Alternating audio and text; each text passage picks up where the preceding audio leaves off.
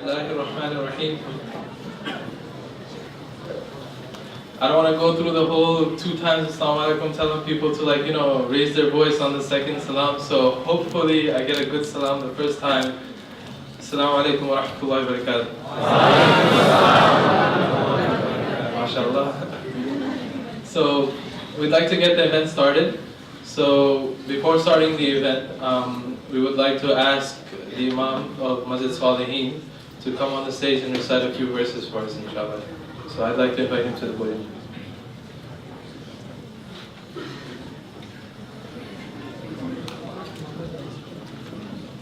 Assalamu alaikum wa rahmatullahi wa barakatuh.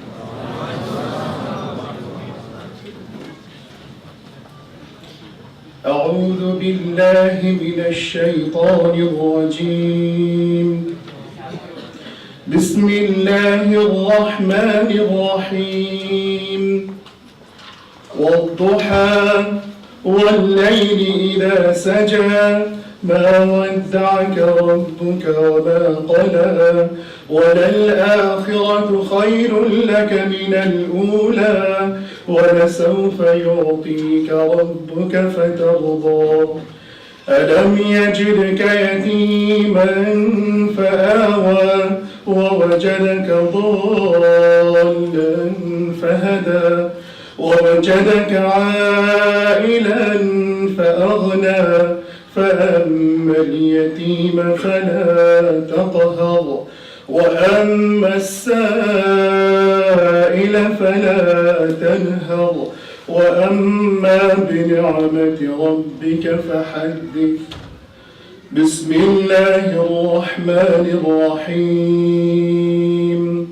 ألم نشرح لك صدرك ووضعنا عنك وزرك الذي أنقض ظهرك ورفعنا لك ذكرك فإن مع العسر يسرا إن مع العسر يسرا فإذا فرغت فانصب وإلى ربك فارغب. صدق الله العظيم. السلام عليكم ورحمة الله وبركاته.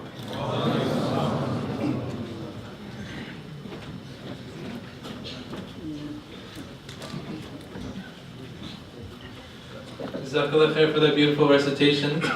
With that recitation, I'd like to invite our chaplain for the Queen's College Muslim Student Association to give us and come to the podium and translate the ayahs for us. So, with that being said, Dr. Ali.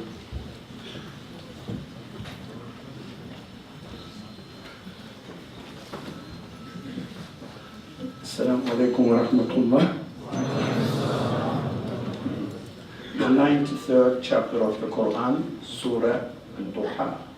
In the name of God, the most merciful, the most compassionate.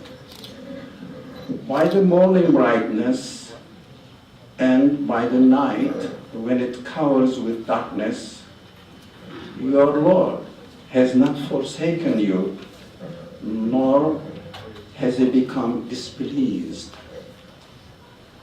And surely what comes after is better for you than what has gone before.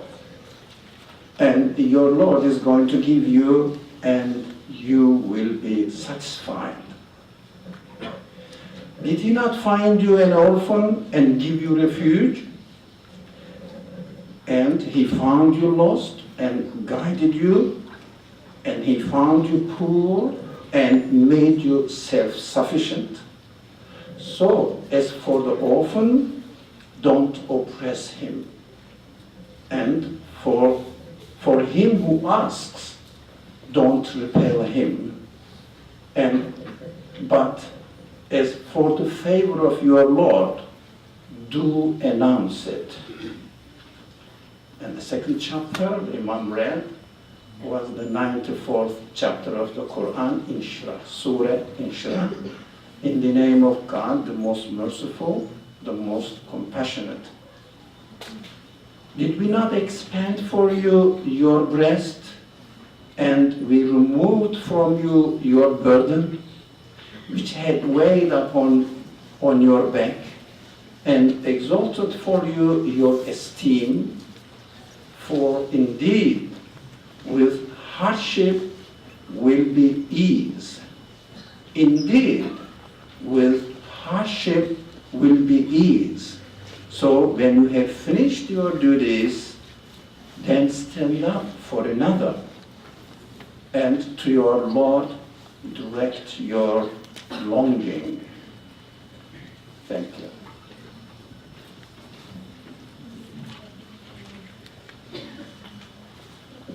Jazakallah khair, Dr. Ali, for the translation. And I'm pretty sure you guys are not here to hear me speak, so without further ado, I'd like to invite Brother Nouman Ali Khan up to the podium for the topic that we have at hand.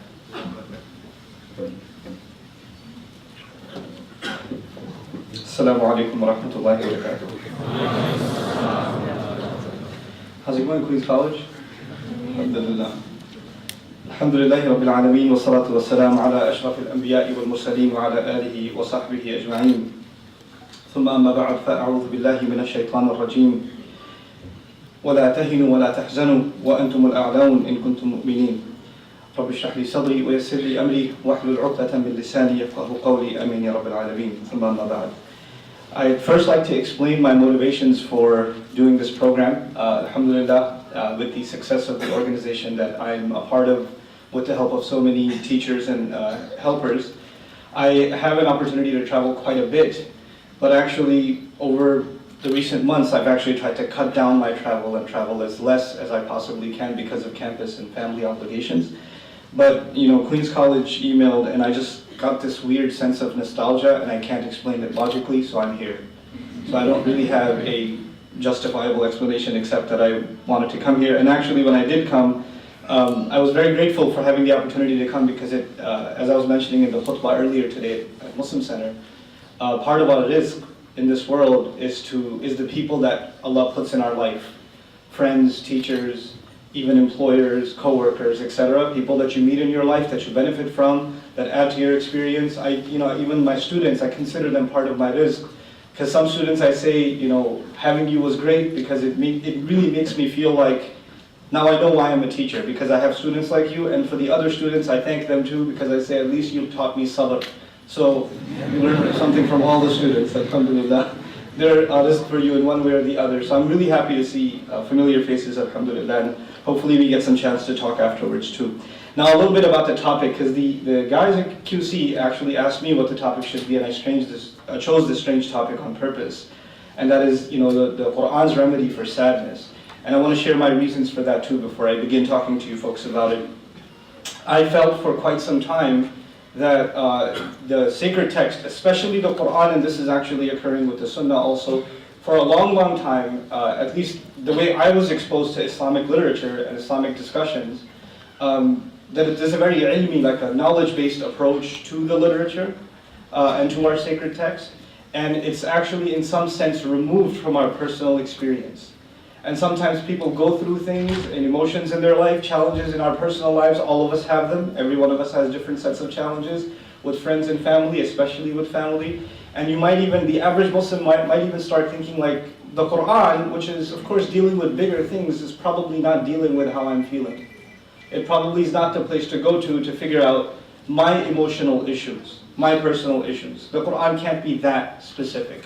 And so that's actually an idea I'd like to counter, and I'd like to try and present an alternative narrative.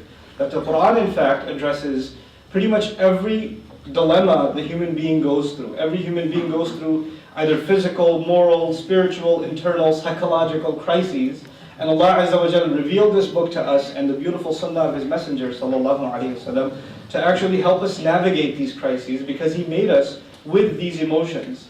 When I was a student of psychology, incidentally I studied psychology here at Queen's College many, many years ago, and one of my professors, when studying abnormal psychology, even said at the end of one of his lectures, because I was really intrigued, every time he would give a lecture about abnormal psychology, depression, or especially depression, anxiety, things like that, I'd have a discussion with him afterwards because the parallels I saw with what he was saying and what I've been studying from Quran. And in one of his just candid moments after the lecture, He just said, let me pull you to the side, let me tell you something. Human beings are just so boop, boop, boop, flawed. That's what he told me.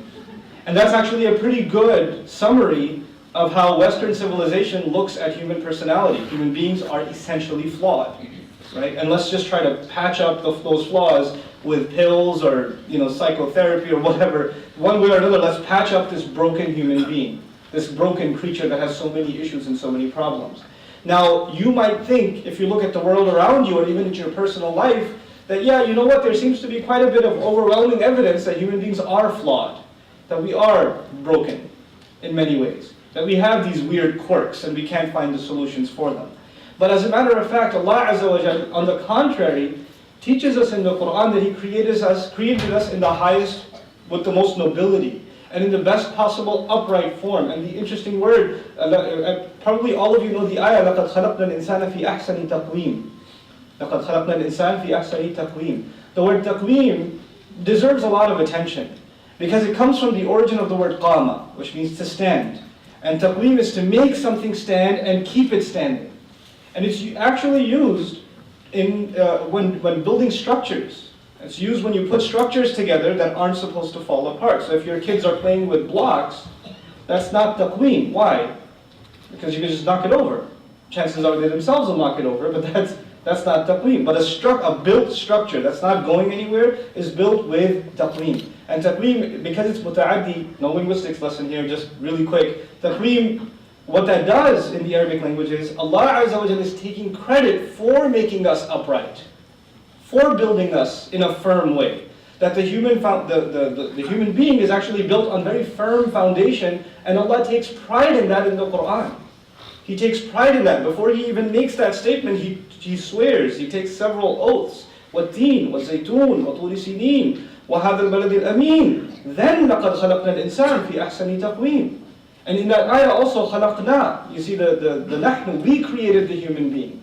So after the oaths. The we is not the normal form in the Quran. Actually the huwa, the he is the normal form in the Quran. But when Allah wants our special attention on something, and He says this is not just any creation, this is special creation, He'll resort to the first person plural in the Quran, and that's the we. لَقَدْ خَلَقْنَا الْإِنسَانَ وَلِتَقْرِيبِ الْإِنسَانَ أَيْضًا. The ulama comment that this is actually to illustrate how close Allah is to the human being.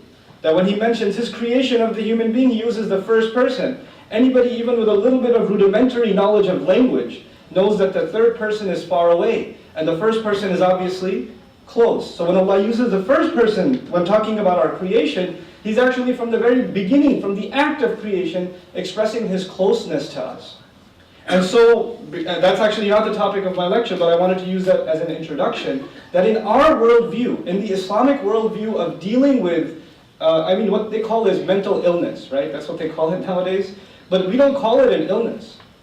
We don't call it an illness, not from the Islamic point of view. Actually, one day, you people, how many psych students here, by the way, psychology students? Good, alhamdulillah. Very good, good to see hands. MashaAllah, keep it up and get a 4.0 GPA. Okay? And pursue your PhDs. And inshallah, study Quran extensively and the Seerah extensively. Because you will be the people that will develop an alternative view of personality.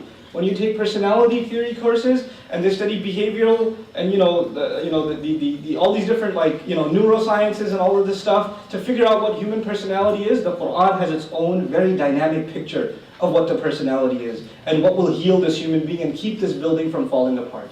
Now, when you do build a building, when you do build a structure, then naturally everything Allah created on this earth, everything Allah created on this earth, Allah gave it a quality, especially human beings. He says in Surah Al-Rahman, كُلُّ مَنْ عَلَيْهَا فَانٍ. Everyone upon this earth, every human being that is, man refers to the living and includes the jinn also. He uses the word fana, fan. Fan is something that is meant to die. Fan is something that's got a timer on it. In other words, it's winding itself down. See, mayyit, كُلُّ مَنْ عَلَيْهَا mayyit means everything will die. But كُلُّ مَنْ عَلَيْهَا فَانٍ means everything will eventually deteriorate and die. It is meant to wind down. The clock is ticking on every one of us. So in a building, just like in a building, there's deterioration happening. But when deterioration happens, you blame the architect. You say, hey, this architect didn't do a good job. Look, the paint's chipping and the bricks are falling apart, etc. Or the plumbing's no good anymore. But actually, when the human being starts having issues, That's not because the architect missed something, but by design it was supposed to actually go through certain challenges. That was by design. That was actually put inside the human being. We were not created, creatures without challenges.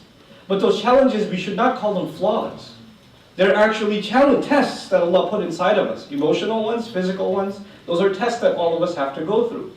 Interestingly, the Arabs, now this is not about Quran, this is about Arab society pre-Islam. The Arabs were very keen on psychology and emotion. They were really in touch with their emotions, with their poetry and their language. And like one of the most beautiful expressions I found in Arabic about psychology, they say, رُبَّ قَوْلٍ أَشَدُّ مِنْ صَوْلٍ. They say perhaps words can hurt more than a beating does. They understood that words can actually have an impact on, not physically, you're not injured, you're not bleeding when somebody says mean things to you, but they can tear you down. They can make you not want to get up in the morning. Words can be enough to make somebody suicidal. It happens. Words are a very powerful weapon. So they said, رُبَّ قَوْلٍ أَشَدُّ مِنْ صَوْلٍ. It was better off you give me a beating than said those words to me. And I'm sure all of you probably have experienced some level of that, like words hurting your emotions, right? So now let's turn to the Quran, inshallah ta'ala, and specifically one of those areas, sadness. One of those emotions that obviously troubles every one of us, and it's a part of our life. How does the Quran deal with it? First and foremost, and this is again for those of you aspiring to contribute, and this is what all of you should be thinking, especially those that are going into the psychology field. I'll try to divide my talk here. This introduction was the rant part, so it doesn't count. So now the talk begins, and I'll try to divide it into 3 parts. My talk into 3 parts. The first part of it is actually just some areas that are worth exploring, especially for students of psychology, counseling, people that are going to be in the work of maybe helping others, imams in training, imams that get a lot of people with emotional issues coming to them. Or if you're going, inshallah, eventually into the work of youth counseling, or you're in the position where you're offering people advice, things like that, then here are some things from the Quran that you might want to pay attention to, especially dealing with the subject of sadness and depression. The first word used in the Quran for sadness is al-gham. There are several words used, and the first in the Quran we find is al-gham. Ghayn, mim, mim are the root origins. The same word is used, a variation of that word is ghamam, which actually means clouds in the sky. And if clouds remain and no sunlight is able to break through, that kind of a cloud is called ghamam. Sometimes you have clouds that light comes through. Sometimes you have clouds that light is completely blocked, right? And if that remains for a long time, it can get pretty depressing, right? If the weather remains cloudy for an extensively long amount of time and you don't see sunlight, then it gets pretty depressing, which explains the psychological state of most of the people in the United Kingdom, because it's cloudy most of the time, right? But, and it's weird, like Seattle has a really, weirdly high suicide rate. I'm not saying there's a correlation, but it's always cloudy, It's one of the highest suicide rates in America, and even though it's a beautiful state, nature, the environment, the architecture, it's a clean city, And but regardless, it's got some major issues, it's weird. But there is a connection, and it's found in virtually every society. Happiness is associated with a shiny, bright day, and sadness is associated with what? Dark clouds. And even it makes its way even into literature. So people say things like, there's like a dark cloud overhead. There's like, when my husband comes home, it's like a dark cloud over the house, or something like that, right? So this is not just limited to ancient Arab discourse, but they were very human, and there are some things we share with them, right? The idea of brightness and light being associated with happiness. Even nowadays, they have these multi-million-dollar pharmaceutical companies that sell antidepressant pills, and they spend millions of dollars in their advertising industry, and they're showing the lady walking in the sun. And when she's depressed, there's a cloud over the sun, and she's just sitting there. Do you have bad thoughts? Take this pill. And then quickly inside in the quick credits at the end, or the disclaimers at the end, might make you suicidal. And then they go, move on. Yeah, I'm not sad anymore because I'm dead. But anyway, so ghamam is actually a state of unrest. Ghamam is a state of unrest. And going back to the analogy of the clouds, the word gham describes in the Arabic language a kind of sadness where the bad thing hasn't happened yet, but you're anticipating it to happen. Because if there's a lot of dark clouds forming, what does that mean for the Arab? Well, that means maybe a storm is coming, some tornadoes coming, right? People before us were a lot more in touch with nature. We're so into our technology, we don't even look at another person's face. We're just stuck in our phone. But people before looked at the sky all the time, and when they saw a lot of dark clouds, it was like they were anticipating something bad to happen. Lightning to strike, thunder, rain, something could happen. And in some cases good, but in many cases bad, right? Now, this word is used in the Quran in a very particular context. And I'm not here to discuss every context of every word with you, but what I'm here to suggest is that if a study was made of, for instance, a kind of sadness where you're anticipating things to get worse, then the word gham is used. How is it used in the Quran? What situations did Allah describe gham with? And the study of that, how will that help me deal with someone who keeps thinking the future is bleak, who never sees the bright side of things, who's always looking at the glass as half empty, someone who's pessimistic all the time, negative all the time. Don't look at the person next to you. But but you can have people like that are always downers. They're never happy. They can't just see something, they can't see the good side of something. They have to see the bad side of something, right? And that is a particular quality of gham. If you have too much gham, that's the kind of person you become. The next term, very popular term in the Quran, commonly used is al-huzn. Al-huzn, and the root letters for that are ha, za, and nun. And this is for one to remain unhappy or uneasy about something. You're not settled about something. It's keeping you from going to sleep. You keep worrying about something. It's actually the opposite of farah. Farah actually means you can't sleep because you're too happy. That's farah. It's the exact opposite. Now you can't sleep because you're too sad, you're too depressed, you're too worried. You keep thinking about something and it's not letting you go. Maybe you've been looking for a job for a long time, you can't find it. So all you're thinking about, you're driving, you're thinking about it. Maybe you were, about to get married, and 2 months before the marriage, the other family said, no, we don't like you anymore. Assalamu alaikum. And you're in depression. Like I had everything set. You printed the cards. It was up on my Facebook page, and now we have, aliansara.com, and paid for 1 year's hosting on that. So where am I going to find another Sara now? It's crazy, but. But the idea is that it's something that is that it sets on you. Huzn, the ulama say, like ulama al-lugha, the linguists and the people of lexicons, they say that huzn is an onset. It sets into a person after an incident. Something happens, and as a result, you become depressed. You were hoping something worked out your way, and it didn't work out your way. Like the old examples you find in the ancient books are like the farmer who was looking forward to his crop, and a month before he's going to harvest, a storm comes and destroys the entire farm. All his hopes are torn down, and his entire year's labor is taken away from him, right? So you have high hopes for something, and you're looking forward as something is going to bring you joy, and it ends up bringing you a great deal of sadness. Huzn is actually one of the most common words used to describe sadness in the Quran. So it requires a study in and of itself. But one ayah at least deserves our attention. Very beautiful. Allah Azza wa Jalla says many times in the Quran, La khawfun alayhim. You can finish this one for me. La khawfun alayhim. Wa la hum yahzanun. Very common in the Quran. Right? And the language of this ayah is remarkable. But I'll give you just a little bit of commentary about the language of this ayah. Wa la hum yahzanun. The word hum in the ayah is actually an addition. So you can linguistically say wa la yahzanun. You can just say وَلَا يَحْزَنُونَ, but Allah says وَلَا هُمْ يَحْزَنُونَ. And this is done in the Arabic one of the rhetorical devices, the purpose of which is al-ithbat ala ghayr al-fa'il, to allude to someone who's not there.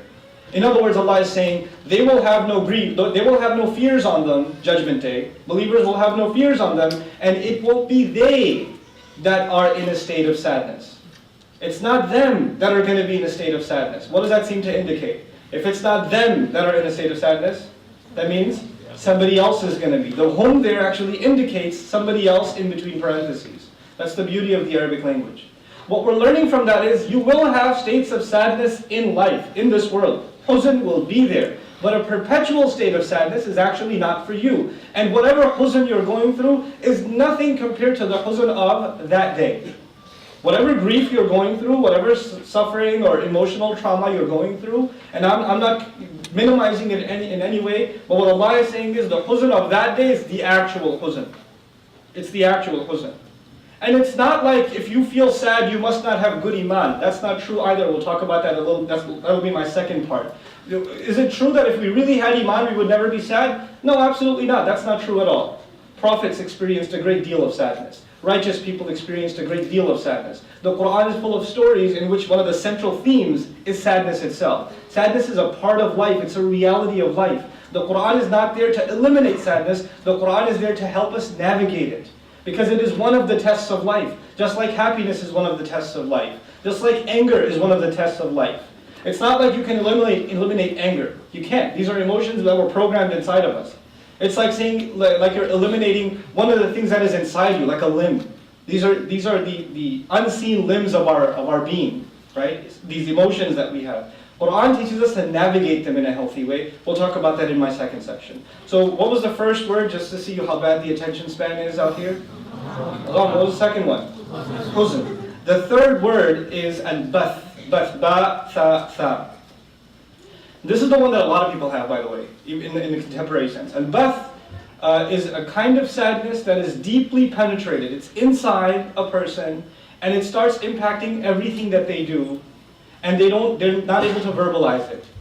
They're not able to actually say what it is. So they have this deeply felt sadness inside them, and it lingers, and it's always there. So even when the moment comes to smile, the face goes halfway up and comes back down. Right? They're not able to maintain happiness for too long. There are moments, like the sky's mostly cloudy, sometimes it's sunny. Like that. You know, there are people like that. They're just always, they're moping around, they're looking down all the time. And you're like, why are you in that state? It's the closest thing in the Arabic language to the, I guess, perpetual depression.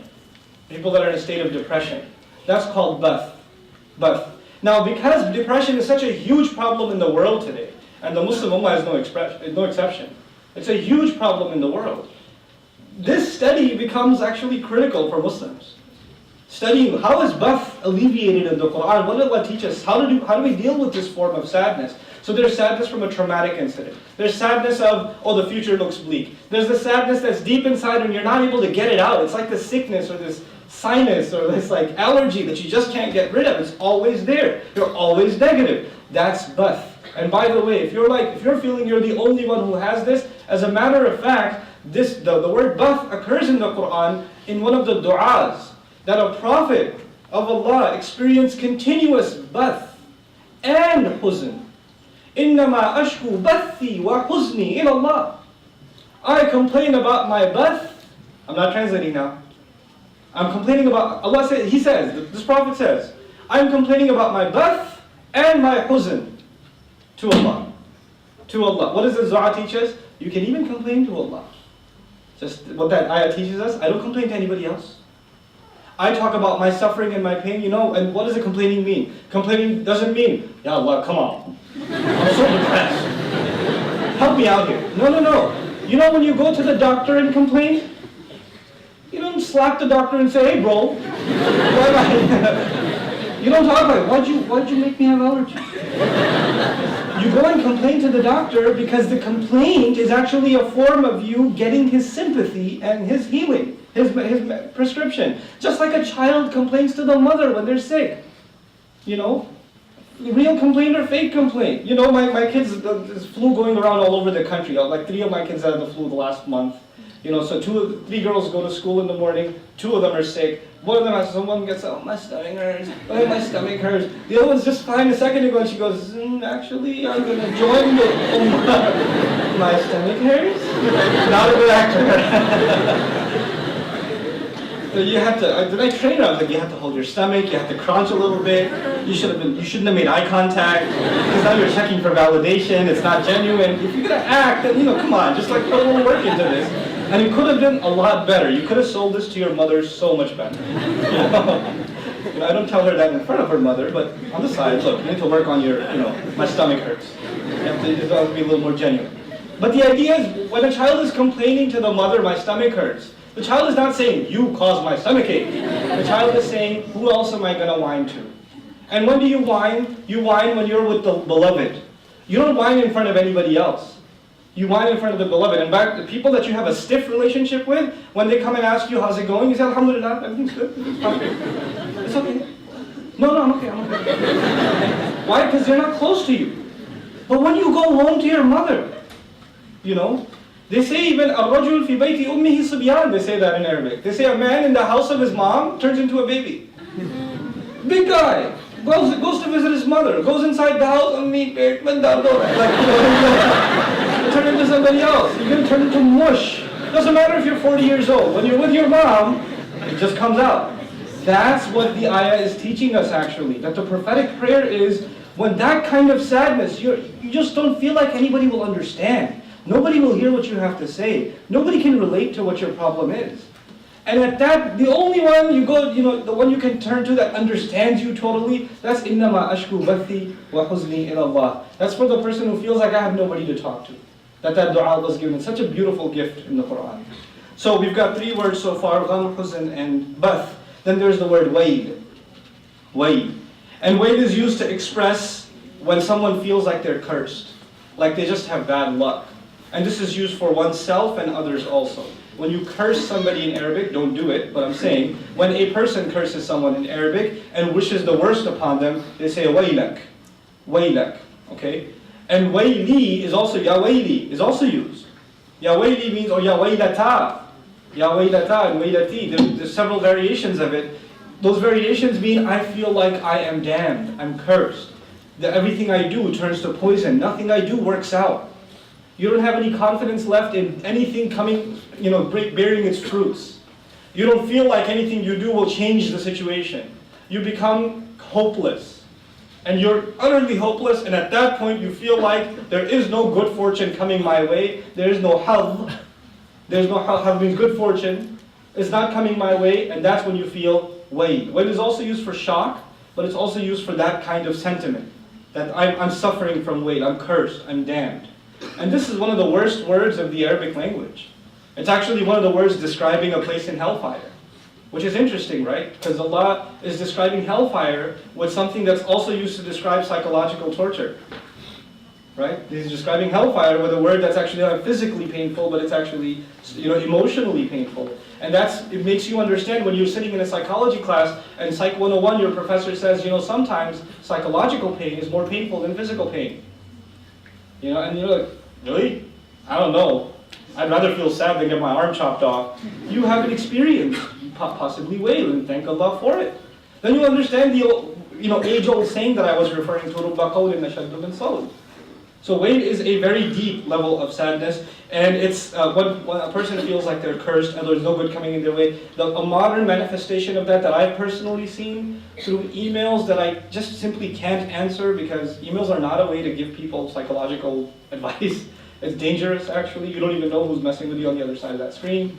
But one of the common manifestations of this I feel is I made a mistake in my life and I feel like Allah has cursed me and nothing good ever happens. I lost my job, this happened, that happened, that happened. And I really think that Allah doesn't like me anymore. And I'm not only will I have a miserable life, I'm just going to probably burn in hell anyway, etc., etc. This person just develops this like, I am cursed mentality.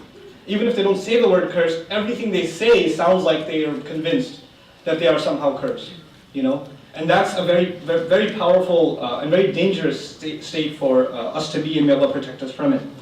Then there's asaf. There's asaf. In the Arabic when you say, I'm sorry, you say, أنا آسف, أو أنا متأسف جدا. Actually, some argue that the root origin of this word is not even Arabic, it's actually Hebrew. And it's one of the derivatives from which we get the name Yusuf, alayhi salam, which is close to Yutsaf, which means he was given sadness. Because if you study the story of Yusuf alayhi salam, it has very sad turns one after the other. A child separated from a parent, an innocent man imprisoned. There are several occasions of very, very sad instances in his life. And so his name itself, they say, is derived from that word. But let's talk a little bit about asaf. This actually means a kind of sadness that eventually turns into other negative emotions. That's what I meant by the Arabs were really in touch with their feelings. They didn't just have a word for sadness, they kind of categorized it, right? So this word asaf actually means when sadness, that emotion of sadness, turns into something else. Like, for example, you're upset about something. You're upset about, maybe you got a bad grade. right? You took an exam, midterm, you crammed as much as you could, but you were half asleep when you were taking the test, you got a 40 on your test, and then you come out and you're extra mean and snappy with your friend. Then you're experiencing asaf, because the sadness from one thing is translating into anger in other things. And this word is actually a pretty good indication of how we substitute or project our... Are you giving me a license plate? Okay. You're trying to help me out here? Okay. Because somebody's in here and they're trying to get out. I mean, keep on kicking them in, but I don't know how much longer I can keep the president of the others MSA in here. Okay, so anyhow, what was I saying? Something about happiness? What was it? About failing its No, the master. lecture was about Adam alayhi salam.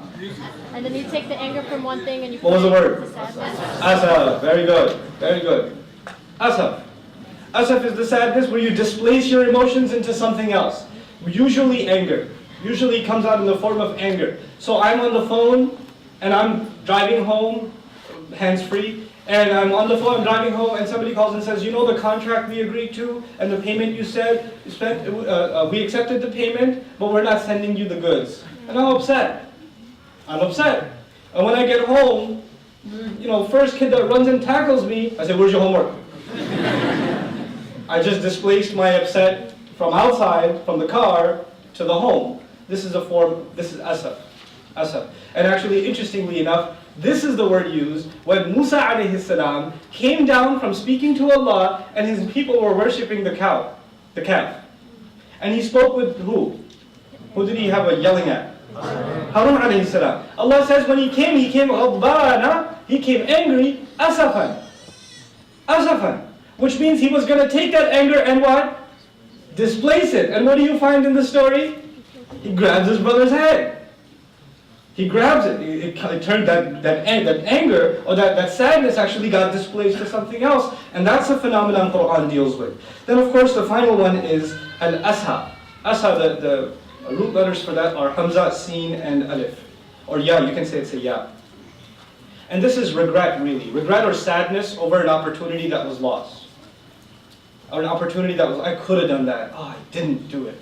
Didn't work. You're looking back and you keep beating yourself up over what you could have done and you was right there. If you just did it, things could have been so much better. Why didn't I take that opportunity?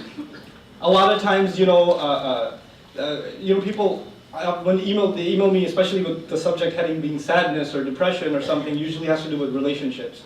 There was a sister, I wanted to marry her, and I should have proposed, and then she married someone else, and I'm sad every day, and I keep thinking about how I should have got the guts and talked to her dad, and I didn't do it, blah, blah, blah. This is al-asaf. But it's also a kind of sadness that's not just on opportunities lost, but it's also a kind of sadness that expresses when you did something bad in your past, and you feel like that bad deed you did, whatever it is, don't tell me, whatever it is going to affect negatively everything you do in your future. Like your mistake from the past is going to negatively affect everything you do in your future. This word is al-asad. This is also used in the Quran. And this word, it's important for Muslims to understand because we're living in a time where the opportunity to do really bad things very, very easily has been made convenient. Right? So we can do pretty bad things, spiritually speaking, to ourselves and damage our souls with very little effort. And when that happens, then we get into a state of depression. What kind of scum am I? To the world, where the world thinks I'm Muslim, but look at me on the inside, look at the kinds of stuff I'm up to, how can I even live with myself? And there's this regret over what you've committed in the past, and what most people do when they don't know how to deal with this, is they look at their past mistake, and they define themselves with their past mistake. What I mean by that is, I messed up, that must mean, I messed up in the past, which must mean I am messed up. There's a difference between I messed up and I am messed up. When people mess up, that doesn't mean they are messed up. That just means they messed up in the past. That is no guarantee that they will mess up in the future until they convince themselves that they are in fact messed up. The only one who can mess you up is your own conviction.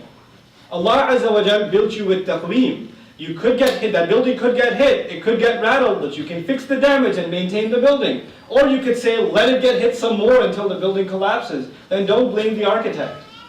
And don't blame the architect. That's you brought that on yourself. You cannot live with that kind of constant negative being brought back over and over and over again. There are mother-in-laws, especially in Desi culture, that relive sad incidents in the past. Or they don't let their daughter-in-laws, or the daughter-in-law doesn't let the mother-in-law, or the father doesn't let the son or daughter, they don't let them get over what happened. Just get over it. Move on with life. They can't do it. They have to bring it up. It happened 20 years ago. Let it go. No, you did not get married with our permission. Therefore, it just makes me sad. But it's over. You cried about this for 3 weeks already. Remember all those tears? Remember all those dishes you broke? We did that already. Now I have children, and those children are going to get married. And you're still not coming to the wedding because of what happened for that like 30 years ago. You're making yourself miserable, people around you miserable because of asa, because you can't let go of the past. And you're letting it cloud the rest of your future. Allah Azza wa Jalla did not want us to have a heavy life or to have a heart filled with sadness. Actually, one of the descriptions of a heart that's full of iman, a beautiful description in the Quran is qalbun salim. Qalbun salim, so beautiful. The word salim in the Arabic, you know one of its meanings? Healthy. One of the meanings of salim is healthy.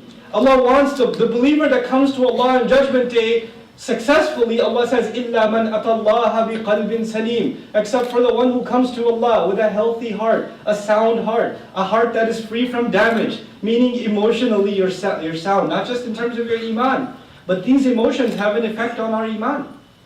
Fear, anger, depression, grief, all these things are directly related to our iman, and that's my next conversation with you. I shared a few Quranic words with you. There are actually more, but these are the words that become the subject of somebody's study when they're trying to understand this emotion from the Quran's point of view. And it's really a wealth of wisdom for bettering our living, and inshallah one of you is going to do your PhD on this and publish it, and then you can, make a dua for me on the first page or something. Okay.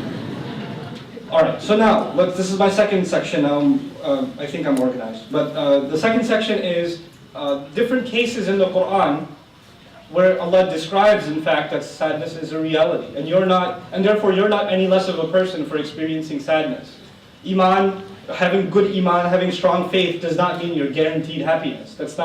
Those are not equivalents, in this world at least. This is a world of difficulty, of challenges, and of trial. So for instance, Ibrahim alayhi salam as a young man experiences the trauma of being expelled from his own house.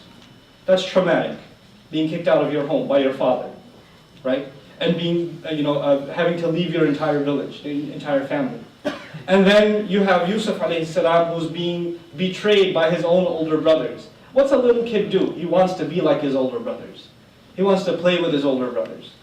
If you're the older brother, you always want to play with your older brother's toys. There's an attachment to the older sibling. Younger girls, they want to dress, they want to take the older sister's clothes. You're always mad at the younger sister. You always take my phone. You always take my shoes. Don't touch that stuff. God. And the younger one will not want something until what? The older one has it. Has no interest in it until the older one touches it. Why? Because Allah put that affiliation and that you want to be like them. You idolize them. You try to talk like them. You want to be friends with their friends. You don't want to have your own. You always come into the room and they're hanging out with their friends. Cool, these are my friends. No, I want to hang out with them too. And they won't tell you they want to be just like you, but that's what it is. They idolize you. They look up to you, especially of the same gender. But this child is betrayed by those he looks up to. That's traumatic. That's really sad. And then from the very beginning, we learned this child has such a close relationship with his dad that he's even telling him, you're going to try it again? I'll try it again. That guy won't quit. I'm probably from Baruch College. I went to Baruch. Okay. So if you have, with Yusuf alayhi salam, he was so close to his dad that he even told him talked to his dad about what he dreamt. It's not an easy thing for a child to feel comfortable enough and so close to your father. You don't even tell your dad what happened at school or what actually happened. You're actually sitting there talking to your dad about what happened in your dream. That's a real closeness between father and son. And the father's actually carefully listening. That's the other crazy thing here. He's really attentively listening to the dream described by his child. I have conducted that experiment in my home. Did you have a dream? Yeah. There was a banana that was trying to eat me. And then what happened? I cried. It's not a spiritual experience. It's not a postcard. So I commend Yaqub alayhi salam for listening to a child's dream. You know, the sun and the moon were doing sajda to me. Go on. Like, you know. And this is, we read the stories and we move on, but that, that closeness, and then this child is stripped from his father. There's the sadness of the father. There's the sadness of the son. And there's one thing to know your son died. There's one thing to know your son died. It's another to not even know what happened. To not even know what happened. That's traumatizing.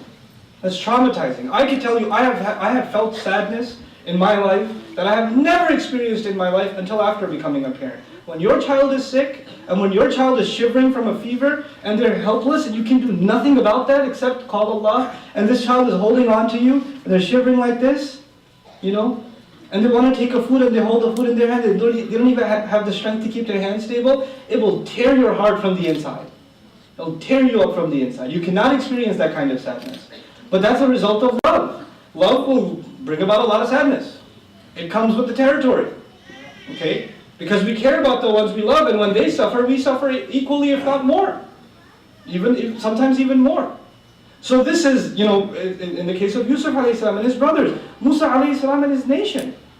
His nation caused him so much pain. And these are just some examples. The Prophet sallallahu alaihi wasallam and Quraysh. The Prophet sallallahu alaihi wasallam and his uncle, neighbor, family, his own uncle, next door neighbor. What kind of guy? I talked about this when I was discussing the Dars on Surah Al-Kawthar, which is going to be the last part of my talk to you today, right?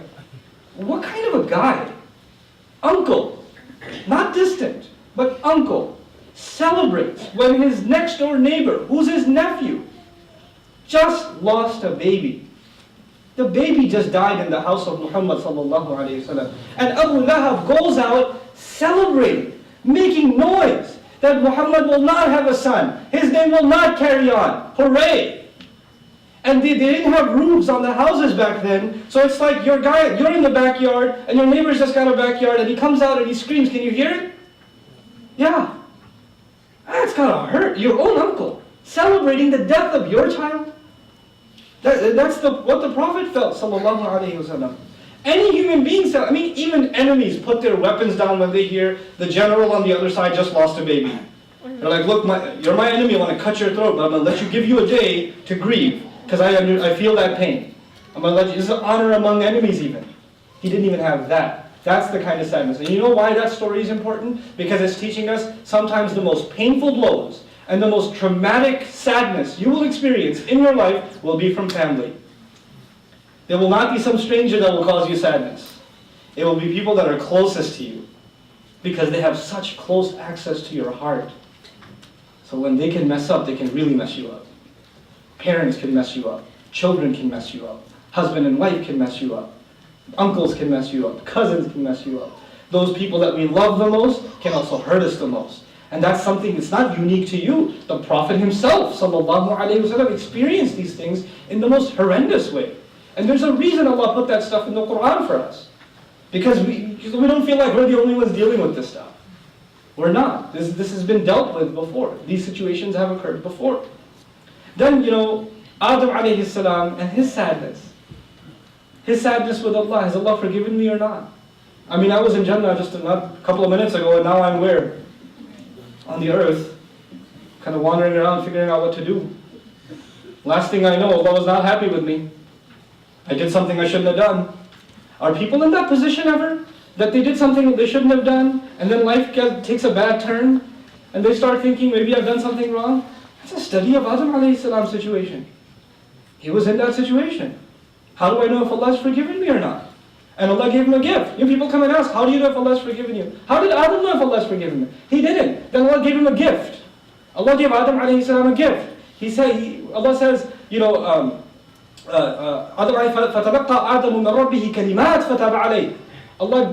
brought Adam into contact, alayhi salam, He brought him into contact with words and then accepted his repentance. Right? And in that surah, in Baqarah, Allah didn't even tell what those words were. He didn't even say what they were. He just said Adam was brought into contact with words from his master, and as a result of those words, therefore, he accepted his repentance. Meaning, if you guys could have access to those words, if if you guys, I mean, Adam alayhi salam messed up pretty bad. That's pretty bad. And even he's given these incredible words, and he used them sincerely, and then Allah forgave him. So when somebody asks, how do I know if Allah's forgiven me? I say, well, we are children of Adam, so we did inherit the gift. I mean, this is passed down. Gifts are passed down in inheritance, right? And there's one thing that you don't have to share inheritance and divvy up is wisdom. Wisdom is passed down 100%. Not like property. Property has to be divided. Money has to be divided. But wisdom, you can deliver 100% to the next generation. What did we get in inheritance that we can know that Allah has forgiven us? رَبَّنَا ظَلَمْنَا أَنفُسَنَا وَإِن لَمْ تَغْفِرْ لَنَا وَتَرْحَمْنَا لَنَكُونَنَّ مِنَ الْخَاسِرِينَ. That dua is an inherited dua to know that you've been forgiven. That's a very powerful thing to know. To answer that very deep and very sad, very heavy question. Then of course, Nuh alayhi salam and his spouse. His son caused him grief. How many parents come up to me, my son causes me so much grief. I love him so much, but he makes me so sad. Before I came here, before I came to the city, some parent called me and said, my son has caused me so much grief. I've done everything I can for this boy, and he has continually caused me grief. What do I do about it? Can you talk to him? Can you do something for him? It's like, all I can do, I'm nobody. I can't even help my own family members or myself. What am I going to do? All I can do is remind. That's all I can do. That's all any of us can ever do. Change comes from Allah Azza wa Jal, And so, and of course, Lut alayhi salam and how terrible he felt. Man, talk about bad moods. When the English expression, man, I was in a bad mood. I was in a bad mood. That expression is actually only used for Lut alayhi salam. When the angels showed up to destroy the nation. Okay? Si'a bihim wa daqa bihim dar'an. Daqa bihim dar'an. He just felt bad. He saw the angels and he's like, oh God. He just felt so terrible. There are reasons he felt that way, because they came in the form of good-looking men. Right? And this is trouble. And he was just really upset. Well, how am I going to handle this? SubhanAllah. The last bit I want to share with you before I move to my next section, inshallah, and then I conclude, is one of the great expressions of sadness in the Quran. I actually use this just humorously. I used it with my students the other day. My students get a lot of exams. I give a lot of tough exams. And every time I announce, okay, there's a big one tomorrow. But we just had one yesterday. No, you're having another one tomorrow. Come on. I was like, let me tell you something. So the Battle of Uhud.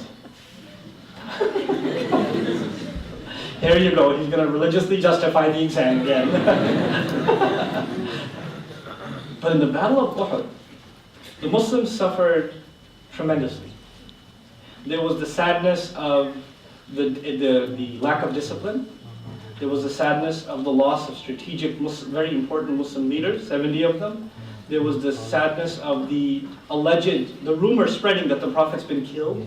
There was the sadness of him losing his tooth and actually falling unconscious. There was the humiliating sadness of the Muslims having to retreat up a mountain. There were sadnesses piled one on top of the other, and things weren't looking like they were getting any better. Which kind of sadness is it when things don't look like they're going to get better?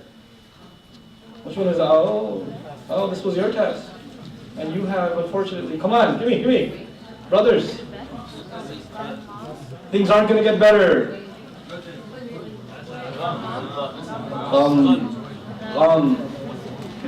Clouds ain't going away. Bad things are going to happen. Allah says, فَأَصَابَكُمْ غَمًّا بِغَمٍّ. I hit you. I targeted you with gham after gham.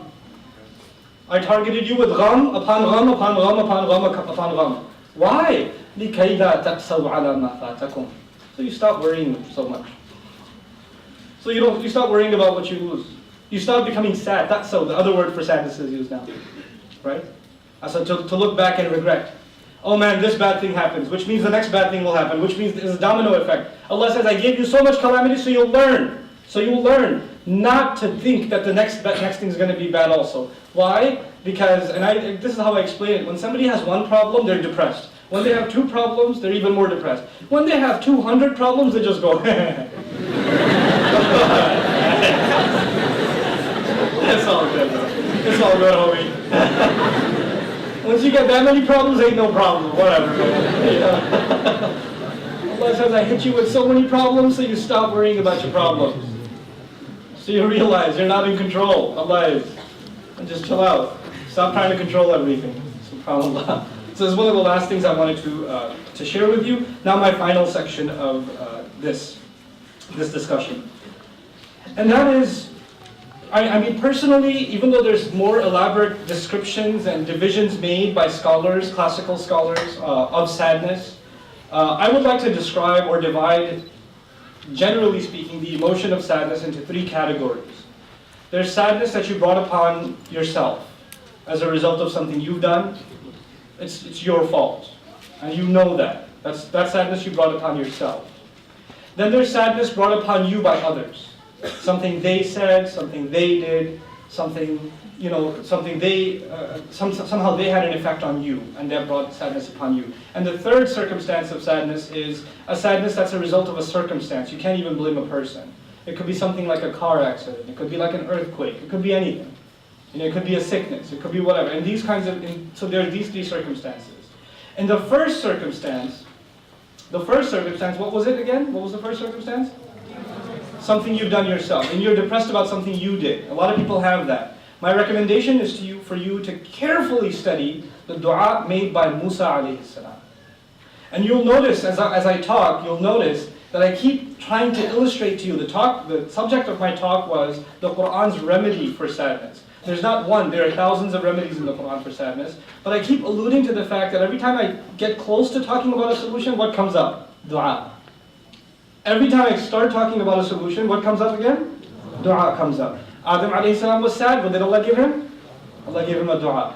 You have Ilyas alayhi salam, really just in a state of depression, sadness, and he says, I will only complain to Allah Azza wa Jalla. Right? So you have these prophetic situations and they all turn into du'as. Now this du'a is which prophet? When you made a mistake yourself? Musa alayhi salam. I'm sure you've done some pretty bad things, but I'm pretty sure you didn't punch a guy and he died. Right? Don't raise your hand, please. There's police here, just relax, okay? They're not here, you didn't have to check. Okay. So, Musa alayhi salam has done this really bad mistake. And he's, now those kinds of mistakes can haunt you for life. Soldiers come back from the battlefield having killed innocent people and they end up committing suicide.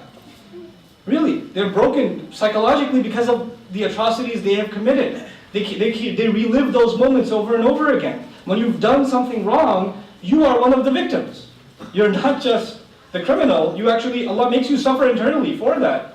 You pay the price. But even if it was an honest mistake, in the case of Musa alayhi salam, that guilt of taking another life is not something easy to swallow. It doesn't leave you alone. But Allah inspired him with this beautiful dua. رَبِّ إِنِّي لِمَا أَنزَلْتَ إِلَيَّ مِنْ خَيْرٍ فَقِيرٍ. That is actually the key to moving on with life.